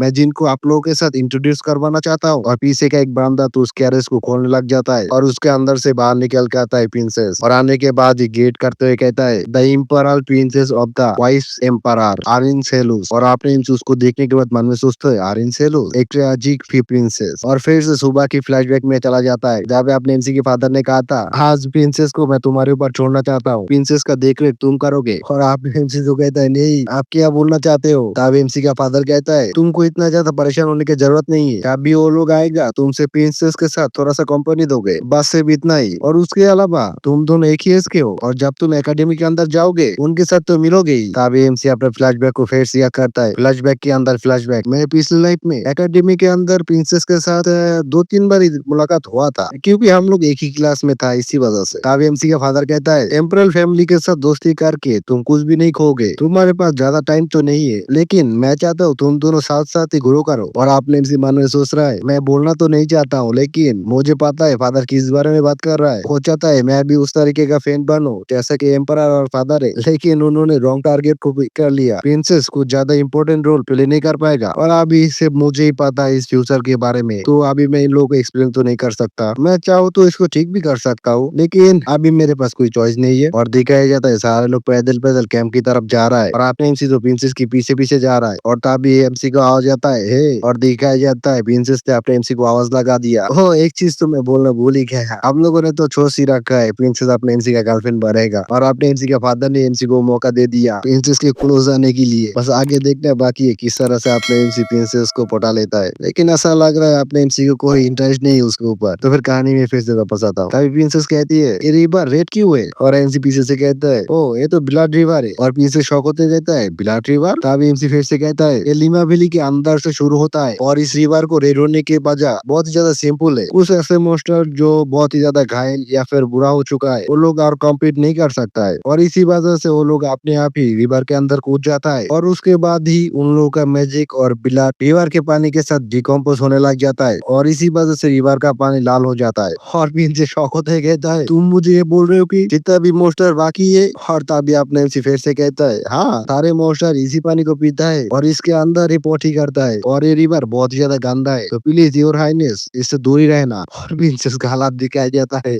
कोई सुनने के बाद कहता है डिस्गस्टिंग, और ये रिवर क्या पे जाके खत्म होता है। तभी एमसी कहता है डेमन वर्ल्ड, और प्रिंसेस कहता है डेमन वर्ल्ड जहाँ पे डेमन रेस रहता है। तभी एमसी की भी सही स्माइल देता है कहता है हाँ अगर आप इस रिवर को फॉलो करोगे तो फिर शायद से आप डेमन किंग के साथ मुलाकात कर सकते हो। फिर मन में सोचता है ऑफ कोर्स कोई भी सही माइंड वाला बंदा ये चीज नहीं करेगा, लेकिन उनको मिसिंग करना बहुत ज्यादा मजेदार है। और उसके बाद ही आसमान में एक लाइट फ्लैश करता है और सारे लोग उसी तरफ देख के कन्फ्यूजन हो जाता है। तभी प्रिंसेस कहती है ये लाइट कैसा है, फिर आप एमसी कहता है ये लाइट थर्ड सेंचुरी पोस्ट के अंदर से आया है और ये चीज तो योलो है, इसका मतलब ये लोग मोस्टर के साथ फाइट कर रहा है। और प्रिंसेस शौक होते ही कहता है तुम्हारे मतलब मोस्टर ऑलरेडी आ भी चुका है। और तभी दिखाया जाता है अपने एमसी के फादर को, वो चिल्लाते हुए कहता है योर मैजेस्टी को सेफ प्लेस में लेके जाओ, डिविजन ट्रूप मुझे फॉलो करके थर्ड सेंचुरी पोस्ट के अंदर चलो। तभी पीछे से एम्परर कहता है विलियम तुम इस तरह से मत बोलो, तुमको क्या लगता है मैं यहाँ पे आराम से घूमने के लिए आया हूँ, और ये छोड़ के भी मैं बहुत ज्यादा बोर हो रहा हूँ। तभी आपने इसी के फादर थोड़ी देर तक चुप रहता है और उसके बाद फिर से कहता है तो फिर ठीक है सर। और एम्परर फिर से चिल्लाते हुए कहता है एम्परर टूज भी हमारे साथ ज्वाइन करेगा डेमन बीस्ट को मारने के लिए, और अभी से तुम लोगों का प्रायोरिटी है मॉन्स्टर को मारना। और सारे नाइट्स भी चिल्लाते हुए कहता है यस सयोर। और आपने एमसी के फादर भी चायन को कहता है चायन तुम भी हमारे साथ ज्वाइन करोगे, और आपने एमसी भी एग्री कर लेता है। और तभी पीछे से प्रिंसेस कहता है तुम मॉन्स्टर के साथ फाइट कर सकते हो, और आपने एमसी कहता है हाँ और ये छोड़ के भी मैं रीइंफोर्समेंट का हिस्सा हूँ योर हाइनेस, प्लीज आप जल्दी से कैंप में वापस चले जाइए। और ये सुनने के बाद प्रिंसेस तो बहुत ज्यादा गुस्से में आ जाता है और कहता है मुझे भी तुम्हारे साथ लेके चलो। और आपने इनसे मन में सोचता है ये विराट आजना से कैसे बात कर रहा है, और प्रिंसेस को दिखाया जाता है वो तो बहुत ही ज्यादा जिद कर रहा है जैसे कि छोटे बच्ची हो। हम लोग भी टाइगर श्रॉफ को वो वाला डायलॉग देना होगा छोटे बच्चे हो क्या। और प्रिंसेस चिल्लाते हुए कहती है मैं भी तुम्हारा सेम एज का ही हूँ तो फिर मैं भी जाऊंगा। और एमसी शांत आवाज में कहता है योर हाइनेस ये एक बैटलफील्ड है ना कि प्लेग्राउंड। और प्रिंसेस फिर से चिल्लाते हुए कहता है आई डोंट केयर मैं जाऊंगा मुझे कोई भी नहीं रुक सकता। और अपने एमसी चीते हुए कहता है जुरकान, और पीछे से जुरकान आ जाता है उसको भी बहुत ही ज्यादा खतरनाक लग रहा है। और तभी जुरकान कहता है यस माय लॉर्ड आपका हम्बर रियल सारे बिन जुरकान अभी से इम्पोरल नाइट का एक्ट करूंगा और योर हाइनेस को सेफली कैंप में वापस ले जाऊंगा। उसके बाद ही प्रिंसेस से कहता है तो फिर क्या अब हम चल सकते हैं। और प्रिंसेस पीछे की तरफ घूरते हुए देखता है और उसके बाद फिर से अपने एमसी की तरफ देखते चिल्लाते कहता है नहीं मैं तुम्हारे साथ जाऊंगा। और तुम्हारा हिम्मत कैसे हुआ एक इम्पोरल प्रिंसेस के साथ इस तरह से बिहेव करने की। और तभी आपने एमसी सीधे प्रिंसेस के क्लोज आ जाता है और एक कोड लुक देते हुए कहता है योर हाइनेस आपकी जीत की वजह से बहुत सारे नाइट्स का जान जा सकता है, क्योंकि इस जगह के अंदर पलक झपकने के पहले ही डिसीजन लेना पड़ता है और उस डिसीजन के अंदर डिपेंड करता है तुम्हारा लाइफ। क्या तुम इतने सारे लोगों की जीतने का रिस्पॉन्सिबिलिटी ले पाओगे। और एम्प्रेस भी उसके बात सुनने के बाद और कुछ भी नहीं बोल पाता, लेकिन प्रिंसेस का आंखों से तो पूरी तरीके से आंसू आ चुका है, बच्ची की तरह रो रहा है। और उसके बाद ये आपने एमसी जुर्गन के हाथ के ऊपर प्रिंसेस को सोर के उस जगह से निकल जाता है और कहता है योर मैजेस्टी प्लीज वापस चले जाइए, बच्चे के जैसा जिद मत कीजिए। और पीछे दिखाई जाता है प्रिंसेस और कुछ भी नहीं बोल पाता, पूरी तरीके से चारों साइड में खामोशी सा आ जाता है। और तब सीन शिफ्ट होता है, एक मॉन्स्टर के सिंग को दिखाया जाता है और ये मॉन्स्टर तो देखने में एक स्लाइम मॉन्स्टर जैसा लग रहा है। और फिर अगले पाली दिखाया जाता है उस स्लाइम मॉन्स्टर के अंदर बहुत सारे नाइट तो पहले से कैप्चर हो चुका है और सारे नाइट से चिल्ला रहा है हाँ हाँ। और तभी आपने एमसी के फादर का आवाज आता है आपने अपनी जगह पे खड़े हो जाओ, बाकी लोगों को डिफेंड करो। और उसके बाद ही अपना तलवार को ऊपर की तरफ करते कहता है फॉर्मेशन कोई भी कीमत पे एम्परर को प्रोटेक्ट करते हुए सारे मॉन्स्टर को मारो और एक को भी जाने मत देना।